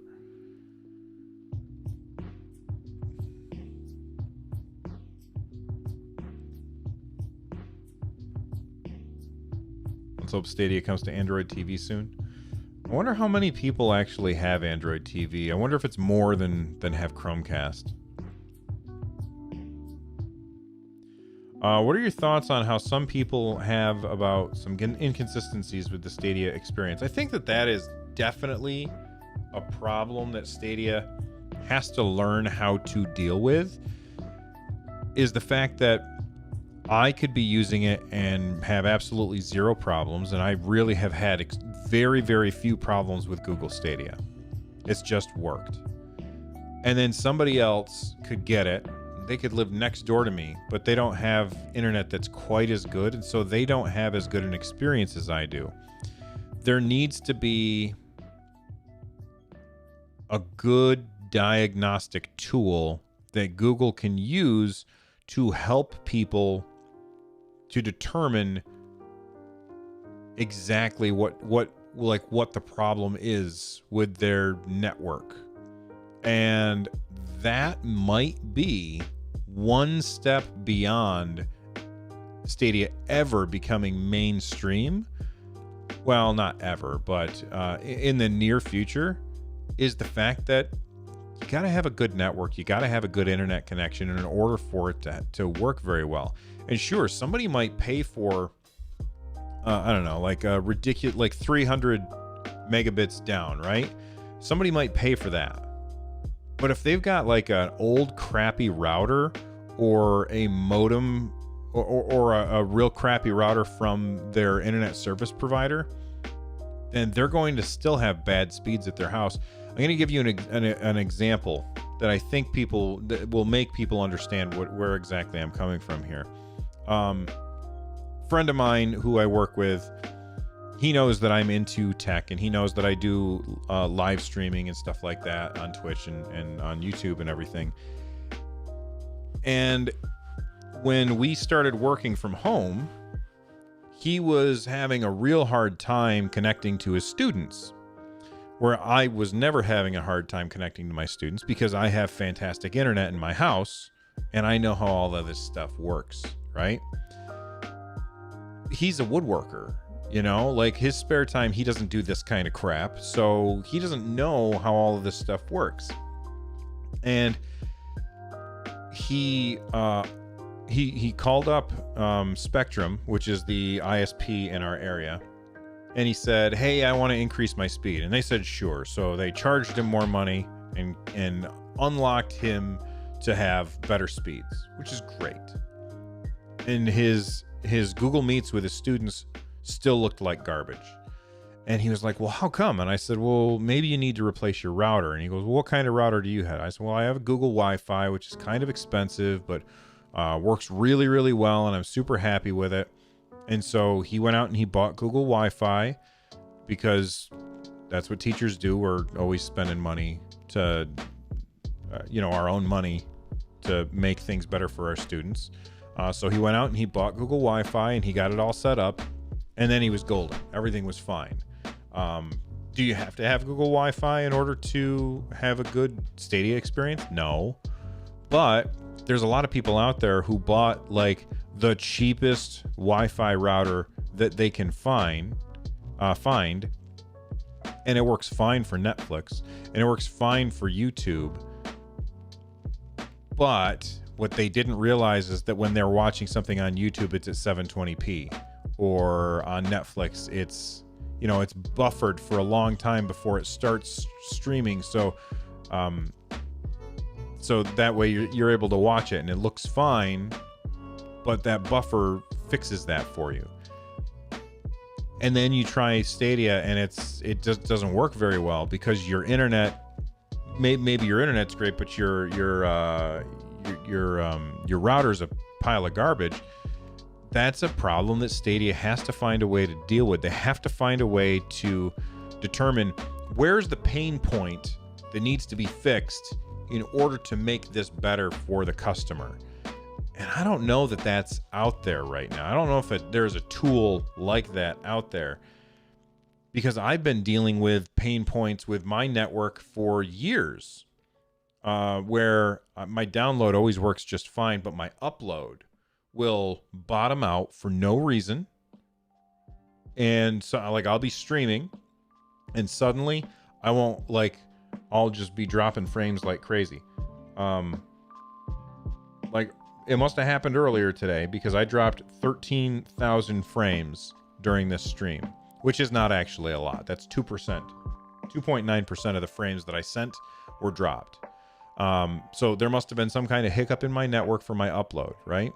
And I've been every time that happens, I have to shut the stream down and restart all of my hardware and turn it back on and call up Spectrum and say, this sucks, you suck, give me some money off since you can't seem to fix it. And they come out and they look at my network and they say, there's nothing wrong with your network, everything's fine. I'm like, okay, so what are you gonna do? Well, they say, well, we're not gonna do anything because we can't pinpoint the problem. And this is the same kind of thing that Google's going to run into. Now, of course, there's going to be people, and I haven't looked at chat in a while because I'm looking at the camera. There's going to be people who are going to say, well, Bill, if you're a PC gamer, then you have all of these problems. Like drivers not working, or you run out of hard drive space or whatever. Yeah, I understand. You get a different set of problems for every single thing. Xbox 360, Red Ring of Death, that kind of thing. Joy-Con drift on the Nintendo Switch. Every platform has some kind of problem with it. But for Google Stadia and every other cloud streaming platform, this is a hurdle that they have to get over. They have to find a way around this. I don't know if they can, because networks they're different everywhere. Everybody's got different kinds of network issues, and it's really hard to pinpoint what they are. So there you go. There's my answer to that question. Power Fantastic. Sometimes I have major latency on Chromecast, but when I switch to PC, there's none. They're both wired, so not sure why. I've never had a problem on PC. So what I would do, Power Fantastic, and I would switch the wire. See what happens when you switch the wires. See if that makes it better.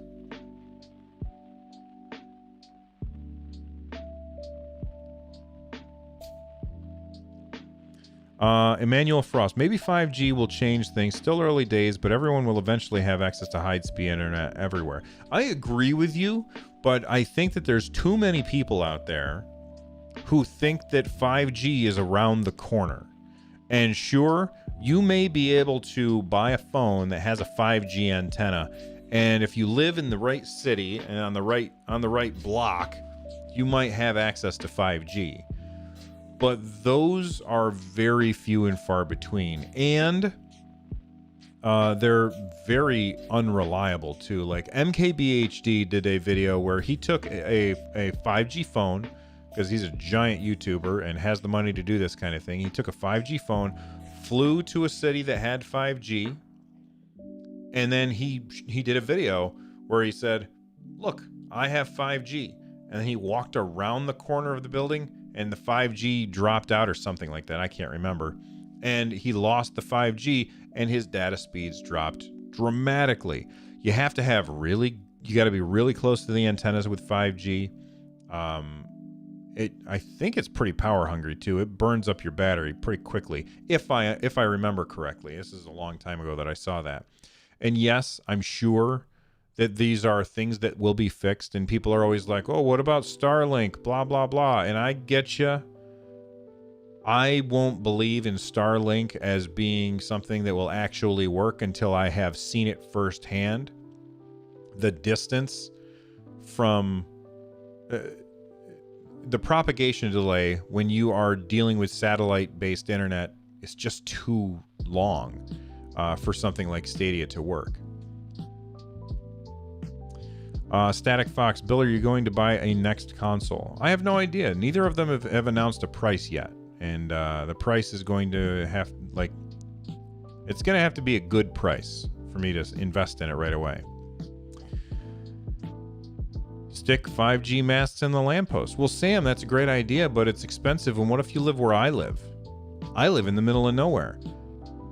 I could walk for 2 miles before I got to the nearest lamppost. Sure, I have a telephone pole outside, but I don't know. You can't do it it's just too expensive to do it everywhere.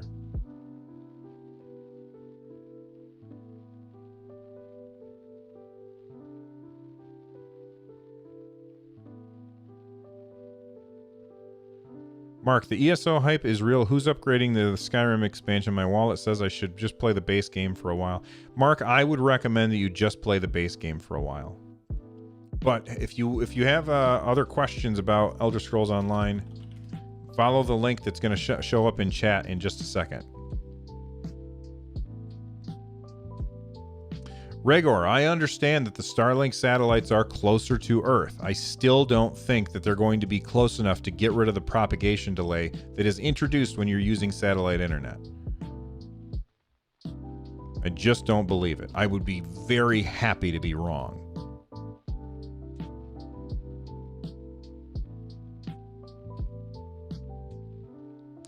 All right, everybody. I think it's time for me to go. I appreciate everybody coming and hanging out with me and supporting the channel as well. Don't forget to hit the like button if you haven't already. I want to say thank you to Live Network, Antonio, Michael Mooney, Cedric Crenshaw, Ahmed M, Sarah White, Akoma, for helping out and supporting the show. And if you did not know, if you click at the join button down below, you guys can get access to some of our videos early, before everybody else. In fact, right now there is a video of Panzer Dragoon, best visual quality video, so people can check that out. Again, thank you to everybody for hanging out with me. Again, like button and all that stuff. I'm out of here. I'll see you guys around. Stay awesome. Bye.